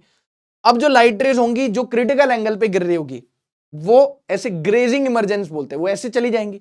और जो लाइट रेज होंगी जिनका एंगल ऑफ इंसिडेंस किससे ज्यादा होगा? क्रिटिकल एंगल से ज्यादा होगा, उनका क्या हो रहा होगा भैया? टीआईआर हो रहा होगा। उनका क्या हो रहा होगा? टीआईआर हो रहा होगा। ठीक है, तो बेसिकली हमारे पास एक इस तरीके से देखे, 3D में देखे या 2D जो भी बोलो उसमें देखे, तो एक तरीके से एक डिस्क हो गई जिसको हम सर्किल ऑफ इल्यूमिनेंस बोलते हैं, जिसमें से लाइट रे निकल रही है। इस डिस्क की रेडियस क्या होगी? मान लीजिए h डेप्थ पे आपने क्या रखा हुआ है? सोर्स रखा हुआ है। क्रिटिकल, ये क्रिटिकल एंगल हो गया, क्रिटिकल एंगल हो गया, तो ये भी C हो गया, है ना। तो ये C है तो ये वाला भी C है। सही बात है। मैं काम करूं, इनको यहां से हटा दूं क्या? भावनाओं को समझो। हाँ सर ठीक है, इनको यहां से हटा रहा हूं ताकि जो है, एक मिनट, ताकि जो है आप बढ़िया से ये डायग्राम समझ पाओ। सही है, इसको भी हटाना पड़ेगा, ये हटा दी, बहुत बढ़िया। तो अगर ये क्रिटिकल एंगल है C, तो ये Z बन रहा है, ये भी क्रिटिकल एंगल है। सही बात है। तो साइन C क्या हो गया? Mu R by mu D. Yes sir. और टेन C कितना हो गया? टेन C हो गया R by H, sorry H यहां पे आएगा, टेन C कितना हो जाएगा? R बाई एच आएगा ना, R बाई एच। इसको ठीक कर देते हैं। आप देखो ना, टेन थीटा क्या होता है? Perpendicular upon base. ये हो गया R बाई एच, हो गया R बाई एच। तो इसका रेडियस कितना आ गया? R आ गया H इंटू टेन C। अब साइन C आपको पता है, वहां से आप टेन C निकाल सकते हो। तो ये डिस्क का, इस सर्किल ऑफ इल्यूमिनेंस का रेडियस भी निकाला जा सकता है, R बराबर H इंटू टेन C से। देख लीजिए फटाफट से, फिर चलते हैं आगे। इस पे अच्छा न्यूमेरिकल बनाया जा सकता है। ठीक है, आ भी रखा है, जहां तक इस पे एक दो सवाल पूछे जा चुके हैं। देख लीजिए, डन है बेटा? ठीक है, ये sign C mu R by mu D हम ऑलरेडी देख चुके हैं। कहां पे? TIR में देखा था। साइन थीटा C बोलो या साइन C बोलो, है ना, कोई दिक्कत नहीं है, एक ही बात है। Mu R by mu D एक ही बात है। C बोल लो, C is nothing but theta C। ठीक है देख लिया, चलते हैं आगे। ये थे एप्लीकेशन, ये भी TIR का ही एप्लीकेशन है। अब बात करते हैं बेटा, देखो हमने सबसे पहले रिफ्लेक्शन पढ़ा प्लेन सरफेस पे, फिर कर्व मिरर देखा, पहले प्लेन मिरर देखा, फिर कर्व मिरर देखा, फिर रिफ्रैक्शन देखा, रिफ्रैक्शन एट प्लेन सरफेस देखा। अब हम पढ़ रहे हैं रिफ्रैक्शन एट कर्व्ड सरफेस। जी हाँ, कर्व्ड सरफेस पर क्या पढ़ रहे हैं? रिफ्रैक्शन पढ़ रहे हैं। तो मान लीजिए इस मीडियम में ऑब्जेक्ट है म्यू1, यहां से लाइट रे जा रही, ये कर्व सरफेस है और यहाँ पे मीडियम चेंज हो रहा है और इमेज बन रही इधर मान लो। तो यहां पे आपने बोल दिया, इसको ओरिजिन बोल दिया। ठीक है, इसके रिस्पेक्ट में सारी डिस्टेंस ली जाएंगी, ऑब्जेक्ट डिस्टेंस, इमेज डिस्टेंस। ये हो गया रेडियस ऑफ कर्वेचर। ये जो कर्व है ना, इसका रेडियस ऑफ कर्वेचर R बोल दिया आपने। ठीक है, अब देखो, तो μ2 by v minus μ1 by u equals to μ2 minus μ1 by r। यहां पे आपको अगेन μ2 μ1 तो चलो ठीक है, वो तो पॉजिटिव ही होंगे हमेशा, लेकिन u v r का आपको साइन के साथ पुट करना पड़ेगा। μ2 क्या हो गया, रिफ्रैक्टिव इंडेक्स ऑफ मीडियम जिसमें लाइट जा रही है। μ1 क्या है, रिफ्रैक्टिव इंडेक्स ऑफ मीडियम जिससे लाइट आ रही है। u हो गया ऑब्जेक्ट डिस्टेंस इस पॉइंट के रिस्पेक्ट में, v हो गया इमेज डिस्टेंस इस पॉइंट के रिस्पेक्ट में, r हो गया radius of curvature of curved surface. यहां पे मैं लिख दूं put u v r with sign, है ना। तो इस पे भी सवाल क्लास में करवाए जाते हैं, u v and r with, ये u है म्यू नहीं है ना, u v and r with sign according to sign convention वही है, right side positive left side negative, upward positive downward negative. इसको देख लीजिए, ये फॉर्मूला बहुत इंपॉर्टेंट है, इस पे आपको क्लास में एग्जांपल करवाए गए होंगे, करवाए जाने चाहिए। ठीक है बेटा चलें आगे। ठीक है सर, आगे चलते हैं। अब लेंस की बात करते हैं बेटा, किसकी बात करते हैं, जैसे पहले उसकी बात करी थी ना मिरर की, है ना, फिर अब बात करते हैं लेंस की, क्योंकि यहां पे रिफ्रैक्शन हो रहा है कर्व सरफेस की वजह से। तो दो प्रकार के होते हैं, थिक और थिन। थिक जिसमें दो सरफेसेस के बीच में बहुत डिस्टेंस है, लेकिन ये हमको पढ़ने नहीं, अपने सिलेबस में नहीं, अपने सिलेबस में थिन लेंसेज हैं, दो सरफेसेस जो है वो बहुत क्लोज होंगे, तो थिन लेंस पढ़ते हैं हम। थिन लेंस के दो प्रकार, कॉन्वेक्स और कॉन्केव। कॉन्वेक्स में भी चार type, biconvex, equiconvex, यानी दोनों की रेडियस ऑफ कर्वेचर सेम हो गई, ये भी r और ये भी r, ये हो गया r1, ये हो गया r2। प्लेनो कॉन्वेक्स में क्या होता है, एक का, अच्छा प्लेन मिरर का रेडियस ऑफ कर्वेचर कोई पूछे तो इनफाइनाइट होता है, प्लेन मिरर का, प्लेन सरफेस का जो रेडियस ऑफ कर्वेचर होता है वो इनफाइनाइट होता है। r1 r2 एक का इनफाइनाइट हो गया, है ना, ये r1 r2 हो गया, ये हो गया कॉन्केव कॉन्वेक्स, ये प्लेनो कॉन्वेक्स। वैसे ही concave, by concave, equi concave, यानी ये हो गया r1 r2, और जब ये r1 और r2 सेम हो जाएंगे तो that will be equi concave. ठीक है, plano concave, this is r1, this is r2, ये हो गया इनफाइनाइट, और कॉन्वेक्सो कॉन्केव। ठीक है, अब आपको याद रखना है कि कॉन्वेक्स मिरर और कॉन्वेक्स लेंस का focal length positive, concave mirror और कॉन्केव लेंस का, मतलब कॉन्केव लेंस का focal length negative, concave mirror का focal length negative, concave lens का भी focal length negative. Convex mirror का focal length positive, convex lens का भी फोकल लेंथ पॉजिटिव, यहां पे लिखा हुआ है भाई ने। ठीक है, इसको देख लीजिए स्लाइड को, मैंने कहा ना सारे पॉइंट्स यहां पे कवर किए गए हैं। ठीक है, lens maker formula, lens maker formula. अब भाई कोई इसी चेष्टा से लेक्चर देखे कि ये कह रहे हैं सारे पॉइंट कवर किए, अब मैं पूरा 1.5-2 घंटे का लेक्चर सिर्फ इसलिए देखूंगा ये फाइंड आउट करने के लिए कि इन्होंने क्या नहीं किया है, बेटा बहुत अच्छी बात है, फिर तो मतलब मुबारक हो आपको, सही बात है। कई बच्चे होते हैं इस प्रकार के, वो उनको सिर्फ कमी निकालनी होती, पूरा लेक्चर देख ले, इसमें ये मिसिंग है, भले उसने पूरा चैप्टर नहीं पढ़ा हो लेकिन उसे मास्टर की कमी निकाली, बोले इसमें ये मिसिंग है, अच्छी बात है भाई। तो अगर इस चेष्टा से देखना है ऑल द बेस्ट, मैंने तो कोशिश करी सारे पॉइंट्स कवर करने की। ठीक है यार, मतलब मास्टर भी इंसान है, मतलब मैं अपनी बात नहीं कर रहा, मैं ओवरऑल सबकी बात कर रहा हूं, कोई चीज कभी कभी रह जाती है, भूल चूक।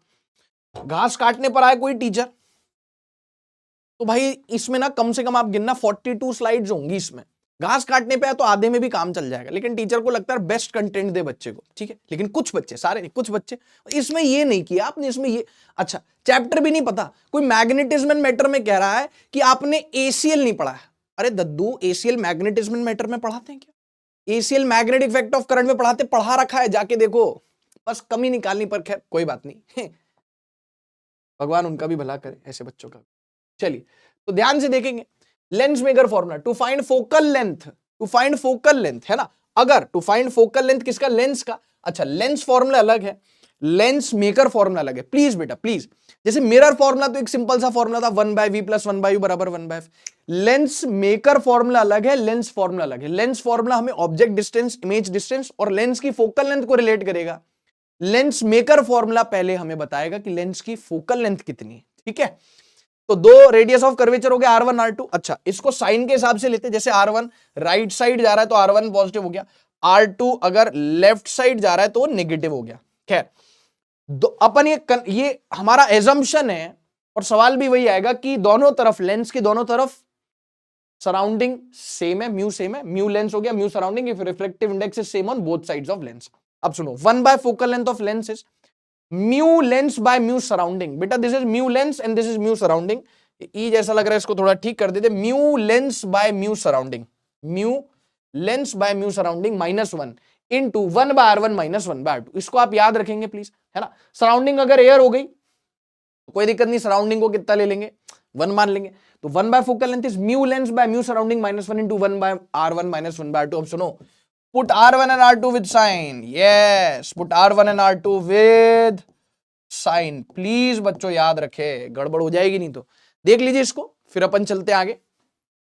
हाँ भाई, तो अब बात करेंगे मैग्निफिकेशन की और लेंस फॉर्मूला। पहले मैं लेंस फॉर्मूला पढ़ा दूं, फिर मैग्निफिकेशन पे आऊंगा। To find v when f and u are given. अब जो है वो मिरर फॉर्मूला से थोड़ा सा अलग है ना। मिरर फॉर्मूला था 1/v प्लस 1/u बराबर 1/f। ये 1/v माइनस 1/u बराबर 1/f। और 1/f को हम क्या लिख सकते हैं बेटा, mu lens by mu surrounding -1 into 1/r1 minus 1/r2। ठीक है, ये पता होना चाहिए अपने को। उसके अलावा फिर बाकी आप चाहो तो ये 1/u उधर चला जाएगा तो 1/v हो जाएगा u plus F by U F, तो v आ जाएगा uf by you plus F. मर्जी हो तो इससे आ ही जाएगा, उसमें कोई खास बात नहीं है। पावर ऑफ लेंस होता है 1 by focal length of lens in meter. Power का जो यूनिट है वो है मीटर इनवर्स या डायोप्टर, कैपिटल डी भी लिखते हैं। सेंटीमीटर में होगा तो आप लिखोगे इसको, अगर ये सेंटीमीटर में होगा तो 100 से डिवाइड करोगे तो 100 bye focal length in centimetre. Power of lens यानी कि लेंस कितना अच्छे से कन्वर्ज या डाइवर्ज कर सकता है। कन्वर्ज डाइवर्ज आगे देखेंगे अपन। अब बात करें मैग्निफिकेशन की, to find the size of image. Magnification mirror में होता था -v/u, यहां पे होता है v/u, height of image by height of object. m के फॉर्मूला है direct f upon f plus u या f माइनस v/f। फिर से वही चीज है ना, बहुत ध्यान से सुनिएगा। mt मतलब ट्रांसवर्स मैग्निफिकेशन, मतलब अपन वही मान रहे हैं कि ऑब्जेक्ट कैसे रखा हुआ है, प्रिंसिपल एक्सिस के परपेंडिकुलर रखा हुआ है। तो मैग्नीट्यूड 1 हो गया तो सेम साइज, मैग्नीट्यूड 1 से छोटा हो गया तो स्मॉल, मैग्नीट्यूड 1 से बड़ा तो मैग्नीफाइड। साइन पॉजिटिव है मतलब वर्चुअल इमेज है और इरेक्ट है, नेगेटिव है मतलब रियल इमेज है और इन्वर्टेड है ना। तो ये कुछ की पॉइंट्स है, ये देख लीजिए। अच्छा, ये वाली स्लाइड का फोटो आपने खींच लिया था क्या? खींच मेरी फोटो। चलिए, स्लाइड कह रही तू खींच मेरी फोटो, ठीक है साहब। ये वाली स्लाइड भी यही कुछ कह रही है कि तू खींच मेरी फोटो, स्क्रीनशॉट ले लीजिए अगर लेना है तो, ठीक है। चलो भाई आगे चलते हैं, आगे आ जाओ। अच्छा, अब मैं बात करूं, चलो पहले कटिंग ऑफ लेंस पढ़ लेते हैं, वैसे कोई फर्क नहीं पड़ता कैसे भी पढ़ो। कटिंग ऑफ लेंस, अगर आप लेंस को कुछ इस प्रकार से वर्टिकली कट करेंगे, दो हिस्से हो जाएंगे, तो फोकल लेंथ डबल हो जाएगी आफ्टर कटिंग। तो फोकल लेंथ डबल होगी तो पावर हाफ हो गई। एरिया जितना था उतना ही रहेगा तो इंटेंसिटी भी उतनी ही रहेगी। अगर आप लेंस को ऐसे हॉरिजॉन्टली कट कर देंगे, फोकल लेंथ में कोई चेंज नहीं आएगा तो पावर में भी कोई चेंज नहीं आएगा। एरिया हाफ हो गया तो इंटेंसिटी भी हाफ हो गई। ये हो गया मैं साइड में कटिंग ऑफ लेंस, आप देख लीजिए। सबसे इंपॉर्टेंट है फोकल लेंथ का क्या हाल होने वाला है आफ्टर कटिंग बिफोर कटिंग, इस पे सवाल आ चुका है, देख लिया, ठीक है। चलो भाई आगे चलते हैं, चलो बेटा आगे चले, ठीक है। अच्छा, कभी कभी पूछ सकता है कि जैसे मान लो एक ही लेंस को बहुत सारे मीडियम से बना दिया आपने, तो कितनी इमेजेस होंगी? तो नंबर ऑफ यूनिक मीडियम मान लो कितने यूनिक मीडियम। अब जैसे ऊपर और नीचे, मतलब जैसे ऊपर और नीचे सेम मीडियम है तो उसको आप दो मीडियम नहीं गिनोगे, कितने अलग अलग प्रकार के मीडियम है, कितने अलग अलग मीडियम है ना। तो number of unique medium equals to number of images, तो number of images equals to number of unique medium. ये देख लीजिए क्या लिखा है, number of images formed in multiple medium lens, अगर पूछता है तो, ठीक है। चलो जी आगे चलते हैं, इसमें भी हम साइड में हट गए। चलो जी, अब इमेज फॉर्मेशन की बात करें, biconvex and concave lens. देखो ये कॉन्वेक्स लेंस है, ये कन्वर्जिंग लेंस है, ये रेज को कन्वर्ज करता है, कन्वर्जिंग लेंस। सिमिलर टू कैसा mirror? Concave mirror. Concave mirror और कॉन्वेक्स लेंस एक ही तरीके का काम करते हैं, कन्वर्ज करने का। और कॉन्वेक्स मिरर और कॉन्केव लेंस और कॉन्वेक्स मिरर डाइवर्जिंग नेचर के हैं। लाइट रे आई, फैला दिया, दूर फैला दी, डाइवर्जिंग है ना। तो पेपर में कभी कभी क्या कर देता है बेटा, कन्वर्जिंग और डाइवर्जिंग लेंस बोल देता है। तो आपको पता होना चाहिए कॉन्वेक्स लेंस कन्वर्जिंग लेंस है, कॉन्केव लेंस डाइवर्जिंग लेंस है। इसका एक सिंबल भी बनाता है, सुन लो मैं आपको बता दूं, इसका एक सिंबल भी होता है। इसका जो सिंबल होता है वो ये होता है, कॉन्वेक्स लेंस का सिंबल ही होता है। और कॉन्केव लेंस का सिंबल भी मैं आपको बता दूं बेटा, है ना। कॉन्केव लेंस का सिंबल कुछ इस प्रकार से होता है, देखो लेट मी टेल यू। ये किसका सिंबल हो गया बच्चों? ये सिंबल है कॉन्वेक्स लेंस का, कॉन्केव लेंस का सिंबल है। अलग अलग केसेस है, ये सेम टू सेम वैसे ही केसेस हैं। कैसे? जैसे हमने कॉन्केव मिरर के लिए पढ़े थे, आपने बोला ना कॉन्केव मिरर और कॉन्वेक्स लेंस एक जैसा काम करता है, सेम टू सेम वही केसेस है। आराम से इत्मीनान से देख सकते हैं, यहाँ पे डायग्राम भी बना है, पोजीशन नेचर ऑफ इमेज, आप आराम से देख लेना। एक चीज देखते चलो, real image inverted, same to same वैसे ही केस है, आप इत्मीनान से देख लेना। मैं साइड में हट गया है ना, क्योंकि हम ऑलरेडी कॉन्केव मिरर के लिए इसको एक्सप्लेन कर चुके हैं बेटा, इसलिए, ठीक है। इसीलिए यहां पे अपने को इसको दोबारा एक्सप्लेन करने की जरूरत नहीं, क्योंकि हम ऑलरेडी देख चुके। वाह सर, पूरे रे डायग्राम बने यार, देखो कितनी मेहनत से पूरे रे डायग्राम बने। अच्छा एक चीज देख लो, रियल इन्वर्टेड, है ना, एट इंफिनिटी। और नेचर ऑफ इमेज वैसे वो बोल रहा है can not be defined, but वो रियल इमेज ही होता है और हाईली मैग्नीफाइड होता है, रियल इमेज ही होता है और हाईली मैग्नीफाइड ही होता है ना। मैं तो यहां पे इसको रियल इमेज और कैसे लिख देता हूं, रियल इमेज ही लिख देता हूं, हाईली मैग्नीफाइड, रियल लिख देता हूं, इन्वर्टेड लिख देता हूं, हाईली मैग्नीफाइड लिख देता हूं। Highly can not be defined क्योंकि वो इनफाइनाइट पे बन रहा है इसलिए, बाकी मैंने उसको रियल, और क्योंकि जब ऑब्जेक्ट फोकस पे होता था तो इमेज इन्फिनिटी पे बनती थी, सही बात है, तो मैंने तो उसको रियल और हाईली मैग्नीफाइड कर दिया और वो इन्वर्टेड ही होगा। तो real inverted, real inverted, real inverted, real inverted, real inverted. हाँ सर, लास्ट केस में एक इमेज बनती है ना, वर्चुअल और इरेक्ट और इनलार्ज। तो ये सारे केसेस भी आप देख लो, same to same concave mirror जैसे हैं, या आप खुद से पढ़ के समझ सकते हो क्योंकि हमने कॉनकेव मिरर के केसेस देख लिए, इसलिए यहां पे हमें डायरेक्ट देखने से सब कुछ समझ में आ जाएगा। ठीक है, देख लो यार, ये मिरर का वो नहीं दिख, लेंस का, अच्छा आपको कलर थोड़ा सा पंगा पड़ रहा होगा, मैं समझ गया बेटा, इसको थोड़ा ठीक कर दूं मैं, अभी बेटर रहेगा ना आपके लिए।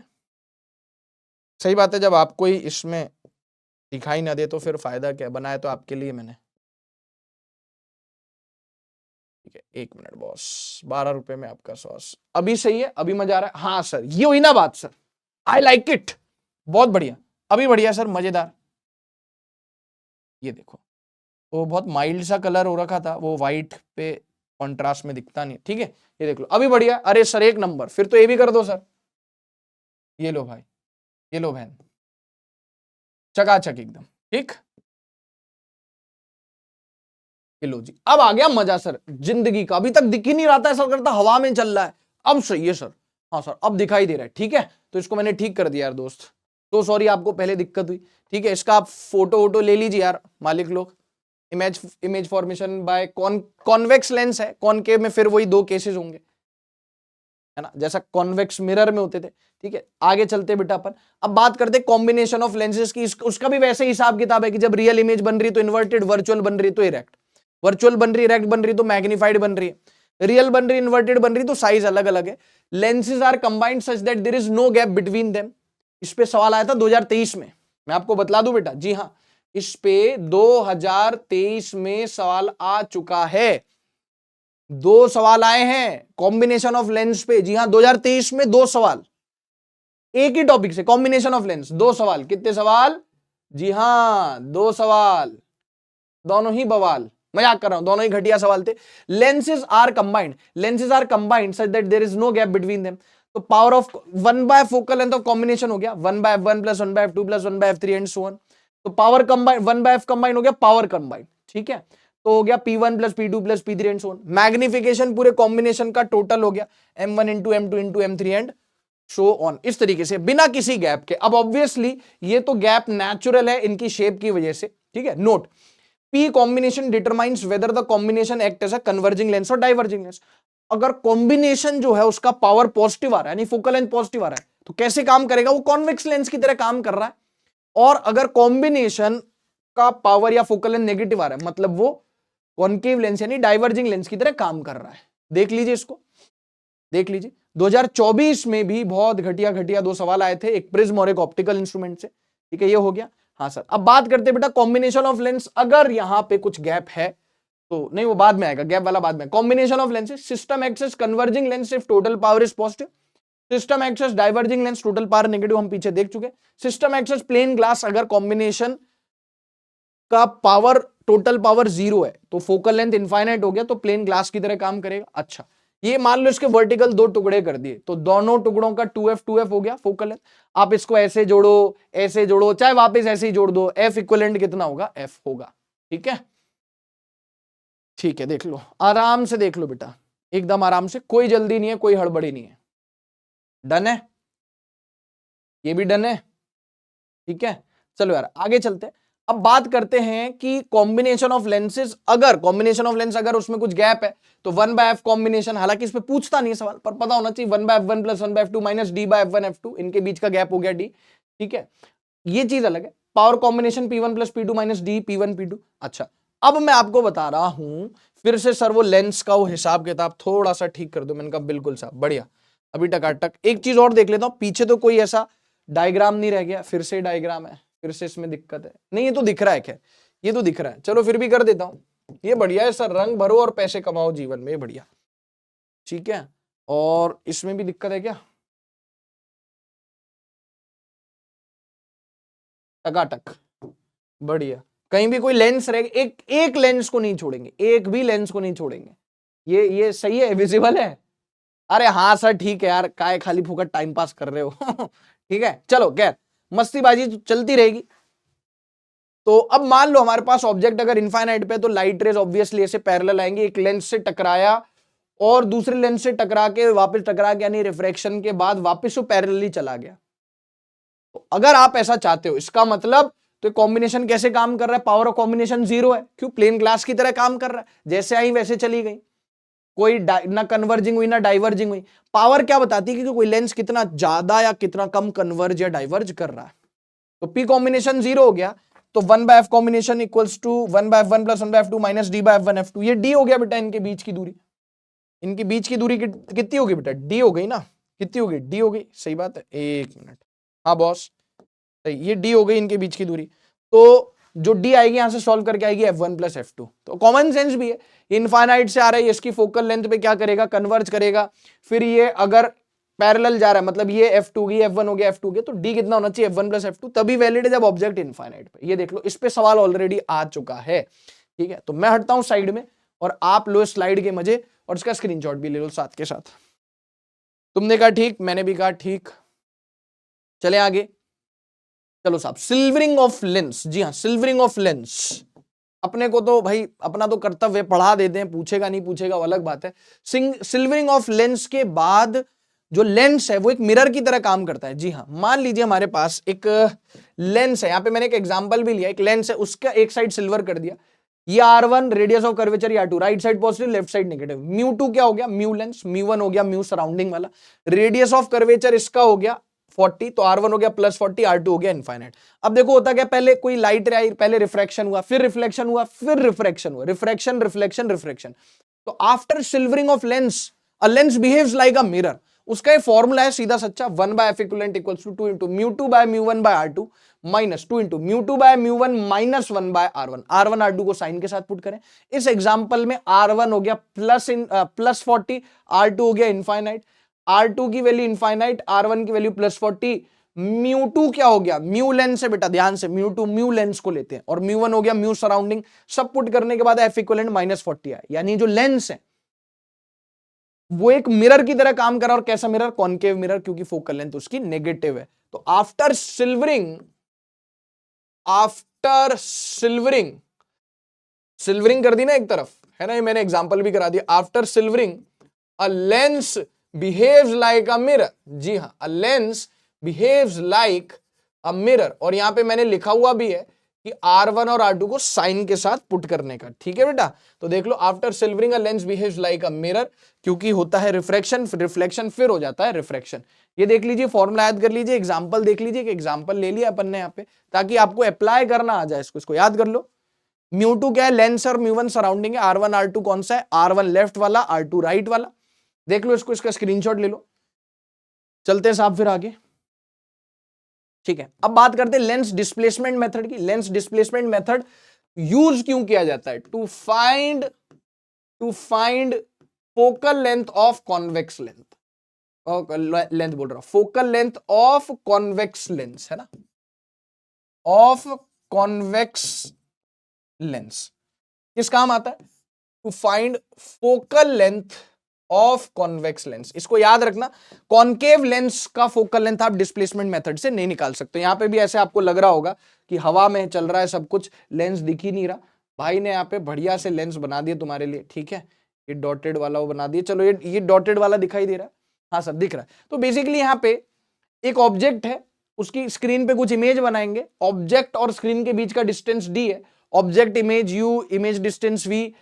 अब यहां पे हम करते क्या, इसका नाम डिस्प्लेसमेंट मेथड क्यों है? आपको क्लास में बताया गया होगा कि हम लेफ्ट, ऑब्जेक्ट फिक्स है, स्क्रीन भी फिक्स है, हम एकदम लेफ्ट से लेंस को खिसकाना शुरू करते हैं। ये पहला केस जिसमें हमको स्क्रीन पे इमेज मिल गई, यहां पे मिल गई, यहां पे u हो गया, है ना, ये u हो गया, एक सेकेंड, ये u हो गया और ये v हो गया। फिर यहाँ पे कुछ मैग्निफिकेशन मिली M1, फिर हम आगे खिसका रहे, आगे खिसका रहे, आगे खिसका रहे, फिर एक हमको पोजीशन और मिली जहां पे इसकी रियल इमेज बन रही है स्क्रीन पे। है ना। तो आपने मान लो ये फर्स्ट पोजीशन और सेकंड पोजीशन के बीच की डिस्टेंस को x ले लिया। अब ये एकदम u और v एकदम से इन्होंने वक्त बदल दिया, जज्बात बदल दी और u और v की वैल्यूज एक्सचेंज हो गई। जो u था वो अब v हो गया, जो v था वो अब u हो गया, है ना। तो एक बार इमेज I1 बन रही, एक बार इमेज I2 बन रही, एक बार मैग्निफिकेशन M1 है, एक बार M2 है। D की वैल्यू 4f से ज्यादा होनी चाहिए। f is focal length of the lens. Distance between object and image कितना हो गया? D हो गया। तो लेंस डिस्प्लेसमेंट मेथड में D की वैल्यू 4f से ज्यादा होगी तो दो पोजीशंस होंगी जहां पे आपको रियल इमेज मिलेंगी। D की वैल्यू 4f से कम एक भी इमेज नहीं, D की वैल्यू 4f के बराबर एक पोजीशन मिलेगी। F यानी फोकल लेंथ, है ना। ये एक सेकेंड, इसको ना स्मॉल f लिख दूं तो ज्यादा सही रहेगा। स्मॉल f लिख देता हूं, ये लो, अब सही है, अब सही। f कितना आ गया? D square minus x square by 4d। What is d? d तो ऑब्जेक्ट और स्क्रीन के बीच की डिस्टेंस है। x क्या है? दोनों पोजीशंस के बीच की, ये x हो गई।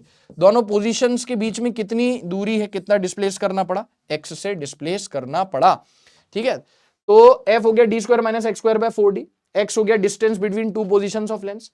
फोकल लेंथ क्या हो गया? x upon m1 minus m2। एक फॉर्मूला और है फोकल लेंथ का, f स्मॉल f। और याद रखें m1 इंटू m2 दोनों पोजीशंस पे जो मैग्निफिकेशन आ रहा है उनका प्रोडक्ट 1 है।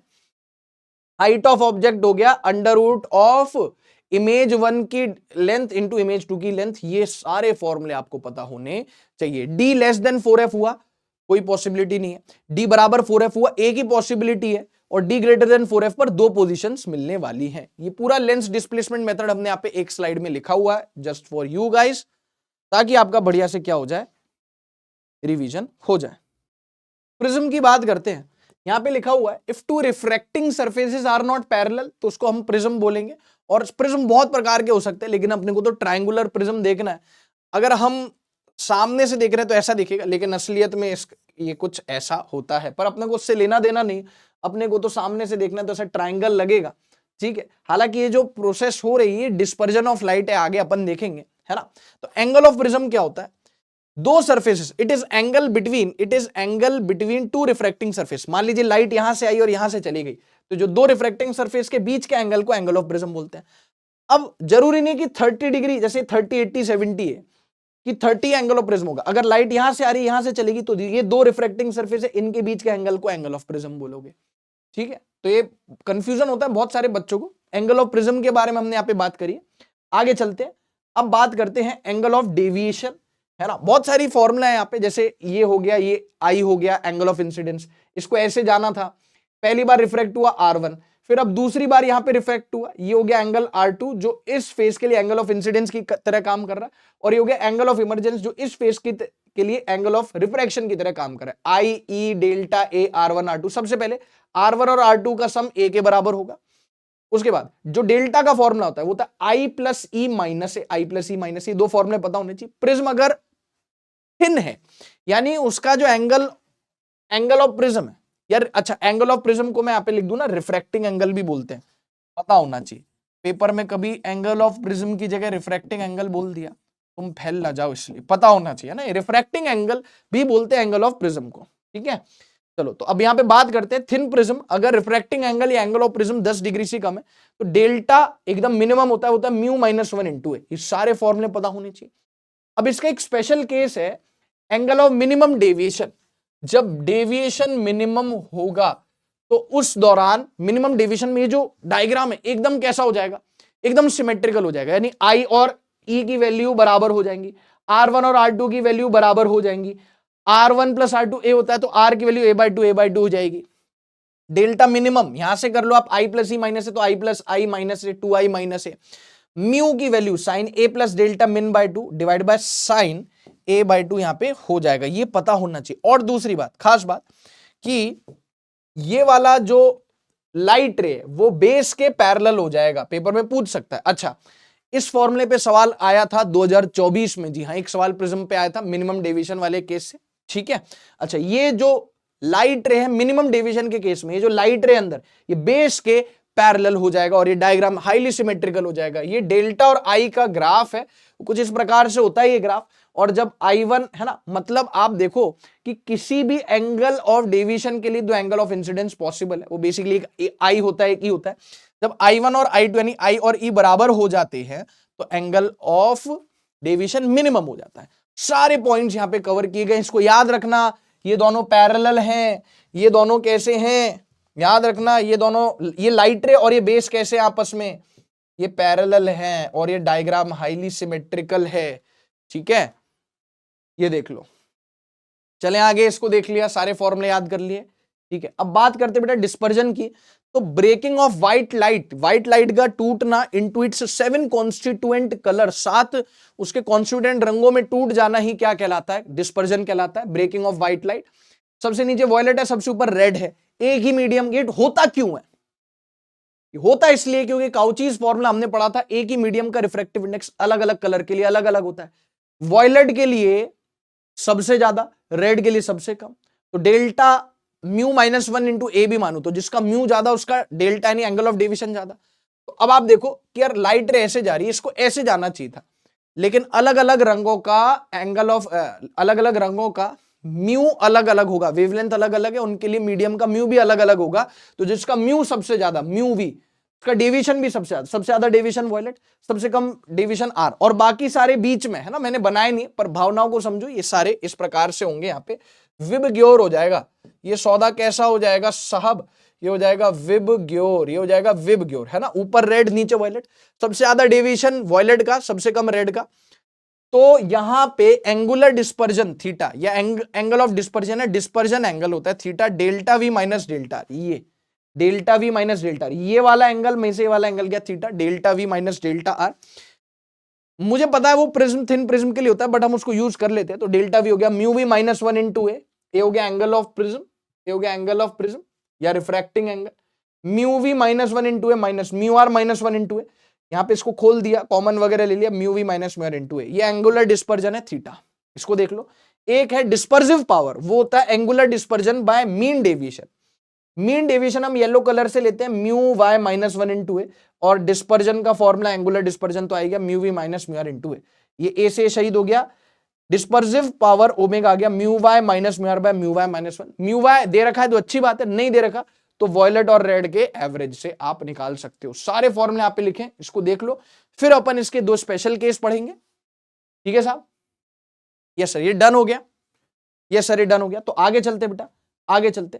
अब देखो यहाँ पे इंपॉर्टेंट चीज है, अगर 2 प्रिज्म आपने क्या कर दिए, ऐसे सटा के लगा दिए। अच्छा, वो सवाल भी करवाए गए होंगे आपको क्लास में कि एक जैसे प्रिज्म, एक सीधा एक उल्टा, एक सीधा एक उल्टा, तो अगर ऐसे इवन नंबर ऑफ प्रिज्म है तो कोई डेविएशन नहीं होगा, ऑड नंबर ऑफ प्रिज्म है तो डेविएशन एक प्रिज्म के बराबर होगा, वो आपको क्लास में करवाए गए होंगे। खैर, यहाँ पे हमारे पास 2 प्रिज्म्स हैं, एक का एंगल ऑफ प्रिज्म एक ए है और एक हो गया ए डैश। ठीक है, ओके सर। ये व्हाइट रे आई लाइट, अब देखो डिस्पर्जन हो रहा है विदाउट डेविएशन, डिस्पर्जन हो रहा है लेकिन नेट डेविएशन नहीं हो रहा है, तो उसके लिए क्लास में डेरिवेशन करवाया जाता है। डेविएशन नहीं हो रहा, delta net, delta 1 plus delta 2 0 हो गया। सब कुछ सॉल्व कर कुरा के ए डैश और ए में और म्यू डैश में क्या फर्क है, देखो रिलेशन है, म्यू और ये हो गया म्यू डैश, तो ए डैश बराबर minus mu into -1 into A by mu dash -1, A mu, A dash mu dash.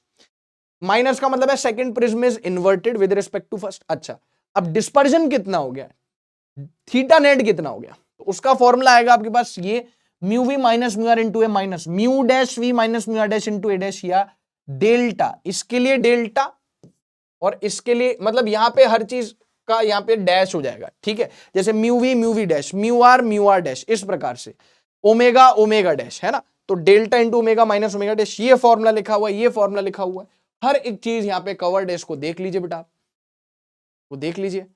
ठीक है, dispersion without deviation, delta net 0 है। अगला जो केस है वो है डेविएशन विदाउट डिस्पर्जन। डेविएशन तो हो रहा है लेकिन नेट डिस्पर्जन नहीं हो रहा, मतलब व्हाइट लाइट की व्हाइट लाइट ही जा रही है।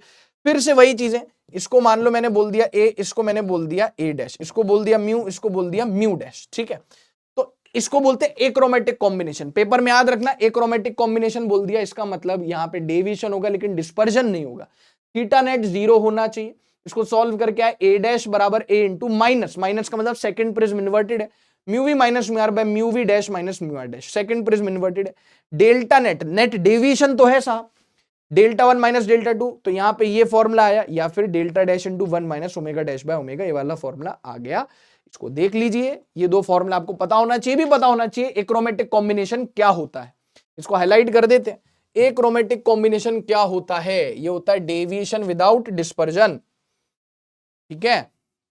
डिस्पर्जन नेट 0 होना चाहिए, ठीक है। चलो साहब बढ़िया। ये देखो यार भाई, ये तो याद ही रखना पड़ेगा, क्लास में डिराइव करवाया जाता है पूरा, है ना, लेकिन आपको ये याद रखना पड़ेगा बेटा। ये बहुत गंदी चीज है, मुझे पता है, ठीक है, पर क्या करें। चलिए तो अब बात करते हैं ऑप्टिकल इंस्ट्रूमेंट की। अगर बात करें तो 3 यहाँ पे ऑप्टिकल इंस्ट्रूमेंट है साहब।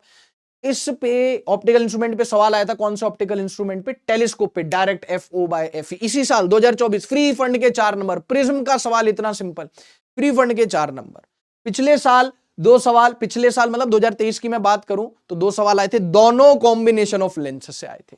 2 सवाल कहीं भी नहीं गए। मतलब इन्वेस्टमेंट बड़ा है ये चैप्टर, इन्वेस्टमेंट ही है, टाइम इन्वेस्ट कर रहे हैं, एनर्जी इन्वेस्ट कर रहे हैं, इमोशंस इन्वेस्ट कर रहे हैं किसी चैप्टर में। इमोशंस एज इन मतलब किसी चैप्टर को पढ़ते हुए बच्चा खुश होता है, दुखी होता है, फ्रस्ट्रेट होता है, तो टाइम, इमोशंस, एनर्जी सब इन्वेस्ट कर रहे हैं। लेकिन हाँ, उसका आउटपुट ये निकलेगा साहब कि अगर अच्छे से पढ़ लिया ऑप्टिक्स तो 2 सवाल आएंगे ही आएंगे। 8 नंबर, आपको पता है एक एक नंबर कितना कीमती है। खैर, यहाँ पे अगर अपन बात करें सिंपल माइक्रोस्कोप की, तो सिंपल माइक्रोस्कोप वही जो बचपन में वो नहीं होता था लेंस, जो जासूसों को दिखाते थे, जग्गा जासूस वो क्या कर रहा है, कहीं गया और वो कुछ ऐसे देख रहा है, उसमें कुछ भी तो नहीं होता था यार, यही तो होता था। ये ऐसा लेंस होता था और नीचे उसमें एक ऐसा हैंडल होता था, ये लेंस होता था, है ना, जिससे हम वो भी तो चलाते थे, कार्बन पेपर चलाते थे बचपन में, स्कूल में बहुत मजा करते थे, दोस्तों के सामने कूल बनते थे। सही बात है, चीटी वीटी को देखा करते थे, घास वास को देखा करते थे, ऐसे ही तो बचपन कट गया साहब। सही है, हाँ सर। तो वो ये सिंपल माइक्रोस्कोप मतलब वो सिंपल मैग्नीफाइंग लेंस है और कुछ भी नहीं है, ठीक है। तो यहां पे आपको पूरा डायग्राम यहाँ पे बना हुआ है। सिंपल माइक्रोस्कोप में बस एक कॉन्वेक्स लेंस ही तो है, और क्या है, और कुछ भी नहीं। अच्छा, आपको यहां पे सबके तीनों के दो दो दो दो दो दो करके मैग्निफिकेशन के फॉर्मूले याद होने चाहिए। मैग्निफिकेशन के फॉर्मूले याद होने चाहिए। 2 प्रकार के मैग्निफिकेशन वाले केसेस हैं, एक है नॉर्मल एडजस्टमेंट का, यानी इमेज बनेगी इंफिनिटी पे, और एक है नियर पॉइंट एडजस्टमेंट जहां पे इमेज बनेगी डी पे। डी सबको पता है क्या बोलते हैं, लीस्ट डिस्टेंस। अच्छा, वो जो आंखों वाला हिसाब किताब है ना, मायोपिया, हाइपरमेट्रोपिया और वो आई का डायग्राम और उसकी रेमेडीज, वो सब सिलेबस से डिलीट हो चुका है। इसको बोलते हैं least distance of distinct vision, LDDV बचपन में पढ़ा, 25 सेंटीमीटर। फार पॉइंट क्या होता है, फार पॉइंट होता है कि मैक्सिमम कितनी दूरी से लाइट रे आके हमारी आंख में इमेज बना सकती है, होती है इनफाइनाइट। हेल्दी आई के लिए, हालांकि अभी हट चुका है, हेल्दी आई के लिए एक बार मैं माइक की बैटरी चेक कर लूं, मुझे ऐसा शक हो रहा है इसकी बैटरी बहुत कम रह गई। हाँ, मतलब 10% 20% ही रह गई, कोई बात नहीं, अपना इतनी देर में काम हो जाएगा, ठीक है। अच्छा, फार पॉइंट हेल्दी आई के लिए इनफाइनाइट होता है, और least distance of distinct vision क्या होता है, नियर पॉइंट। वो किसी हेल्दी आई के लिए 25 सेंटीमीटर होता है, यानी बिना स्ट्रेन के हमारी आंख पे इमेज ऐसा नहीं 25 सेंटीमीटर के अंदर इमेज नहीं बनेगी।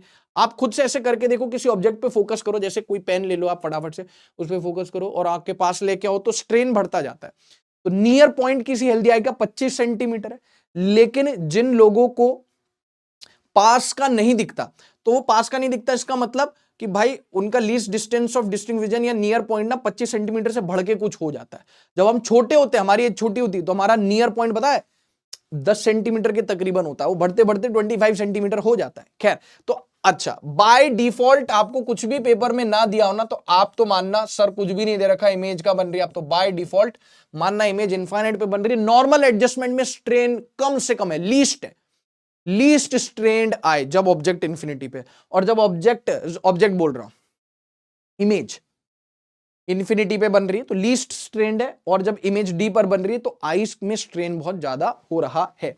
नियर पॉइंट एडजस्टमेंट, मैग्निफिकेशन का फॉर्मूला D/F, F हो गया इसका फोकल लेंथ, और नियर पॉइंट एडजस्टमेंट में फाइनल इमेज डी पर बन रही है तो 1 + D/F, ये मिनिमम मैग्निफिकेशन है, maximum magnification.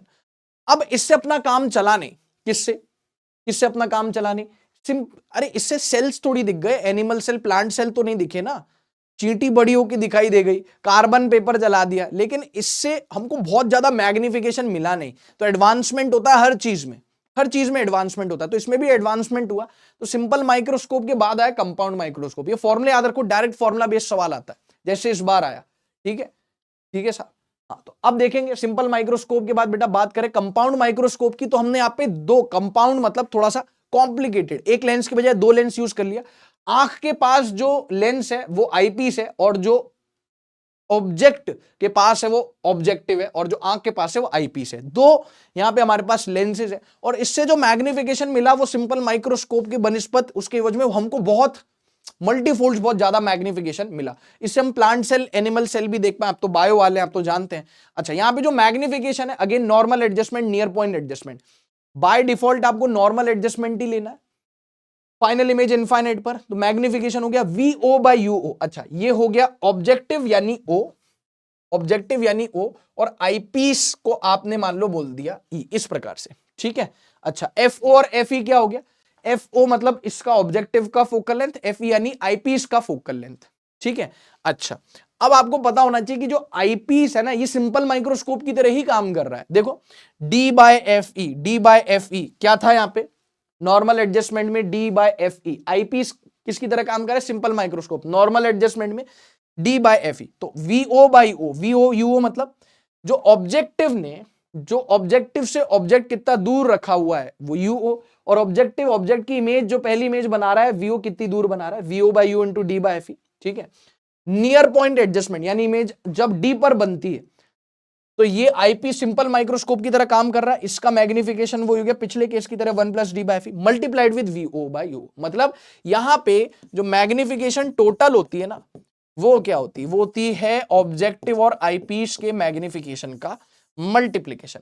Eyepiece simple microscope की तरह काम कर रहा है। Normal adjustment D by FE, near point adjustment 1 plus D by FE multiplied with M हो गया VO बाय UO, है ना। MO कितना हो गया? VO बाय UO, ये देख लो। अच्छा, अब लेंथ ऑफ ट्यूब यानी दोनों लेंसेज के बीच की जो दूरी है वो पहले वाले केस में है VO प्लस FE यानी आईपीस का जो फोकल लेंथ है प्लस VO, और यहां पे सेकेंड केस में जो लेंथ ऑफ माइक्रोस्कोप है, माइक्रोस्कोप है ना, कंपाउंड माइक्रोस्कोप, दोनों लेंसेज के बीच की दूरी VO plus mod of U यानी UE की वैल्यू। UE क्या है? ऑब्जेक्टिव ने जो इमेज बना दी वो आईपीस से कितनी दूरी पर है वो UE है। यहां पे सारी चीजें लिखी हुई है। अच्छा, मैग्निफिकेशन इंक्रीजेस इफ आईपीस का फोकल लेंथ डिक्रीजेस। आईपीस का फोकल लेंथ डिक्रीज होगा, मैग्निफिकेशन इंक्रीज होगा। देख लीजिए दोनों फॉर्मूले, इनफैक्ट ये चारों फॉर्मूले आपको याद होने चाहिए। फॉर्मूला बेस्ड सवाल आता है, बाय डिफॉल्ट आप नॉर्मल एडजस्टमेंट लेंगे। ये डन हो गया? हाँ जी साहब, डन हो गया। आगे चलते हैं बेटा, लेट्स मूव अहेड। लास्ट है टेलीस्कोप। अच्छा, माइक्रोस्कोप तो आप कोई भी चीज को मैग्नीफाई करके देखना है, लेकिन टेलीस्कोप हमें दूर की चीजें जैसे सेलेस्टियल बॉडीज हो गई, प्लैनेट्स हो गए, उनके मून्स हो गए, वो सब हमें देखना है तो टेलीस्कोप का इस्तेमाल करते हैं साहब। यहां पे भी अगेन हमारे पास ऑब्जेक्टिव आईपीस वही सब है, बस यहां पे ऑब्जेक्टिव थोड़ा बड़ा होता है as compared to eyepiece to gather more and more light, so that हम ज्यादा लाइट गैदर कर पाए। मैग्निफिकेशन का फॉर्मूला है वही फाइनल इमेज इंफिनिटी पर FO बाय FE यानी। अच्छा, इसी पे सवाल पूछा है अभी इसी साल, डायरेक्ट FO दे दिया, FE दे दिया। मेरे ख्याल से 140 दिया था, 5 दिया था, ऐसे ही कुछ सवाल था। 140 और 5 था, चेक कर लेना। पर ये नीट 2024 में इससे सवाल आया है, फ्री फंड के 4 नंबर, फ्री फंड के 4 नंबर, FO बाय FE, है ना। इस केस में लेंथ ऑफ ट्यूब यानी ऑब्जेक्टिव और आईपीस के बीच का जो डिस्टेंस है, ऑब्जेक्टिव और आईपीस लेंस के बीच का डिस्टेंस है FO प्लस FE। ठीक है। नियर पॉइंट एडजस्टमेंट यानी फाइनल इमेज अगर D पर बनती है तो FO by FE into 1 plus FE by D। अब चाहो तो इसको ब्रैकेट को खोल लो, खोल के जो फॉर्मूला आता है वो भी याद रख सकते हो। ट्यूब लेंथ हो जाता है FO plus mod of UE, ये UE हो गया, है ना। ये क्या हो गया? UE, पहले भी ये UE था ना, हाँ सर। ये UO हो गया, वो तो इनफाइनाइट हो गया। ये VO हो गया, ये UE हो गया। सही बात है। तो ये देख लो, ये सारे फॉर्मूले आपको याद होने चाहिए। मैंने आपको बता दिया, डायरेक्ट फॉर्मूला आता है मैग्निफिकेशन पर, लेंथ वेंथ नहीं, इस पे नहीं, इस पे सवाल है मैग्निफिकेशन ऑफ टेलीस्कोप पर, है ना। बाय डिफॉल्ट यही केस लेंगे, इसको देख लीजिए फटाफट से। देख लिया, सारे फॉर्मूले याद हो गए। ठीक है। तो अच्छा, वो आईज वाला और उसकी रेमेडी और वो डिजीज, आई डिजीज, वो तो खैर हट गया। ठीक है, चलिए, और स्कैटरिंग भी हट गया, तो इसीलिए स्कैटरिंग हमने नहीं देखा। बाकी डिस्पर्जन वगैरह वो ईच एंड एवरीथिंग देख ली। मैंने पूरी कोशिश करी पूरी शिद्दत से कि मैंने हर एक पॉइंट रे ऑप्टिक्स का कवर किया हो, जिससे सवाल आ चुका है, आ रहा है, आएगा, हर एक पॉइंट। तब ये माइंड मैप भी काफी बड़ा है। इसकी स्लाइड 44 में से 2 आगे पीछे की स्लाइड हटा दो, 42 स्लाइड्स हैं। सबसे बड़ा माइंड मैप अभी तक का। आशा करता हूं कि ये जो माइंड मैप मैंने बनाया आपके लिए, ये आपके लिए यूजफुल साबित होगा। इस चैप्टर का क्विक और एकदम आपको क्रिस्प अगर रिवीजन करना है तो बताइएगा कैसा लगा आपको माइंड मैप। जी हाँ, और बच्चों मैं आपसे मिलूंगा अगले माइंड मैप में, वेव ऑप्टिक्स के माइंड मैप में। कितने माइंड मैप बचे? 1 2 3 4 5 5 माइंड मैप बचे हैं। चलिए बहुत बढ़िया, मिलते हैं अगले माइंड मैप में प्यारे बच्चों। तब तक के लिए स्वस्थ रहिए, व्यस्त रहिए और मस्त रहिए। थैंक यू प्यारे बच्चों।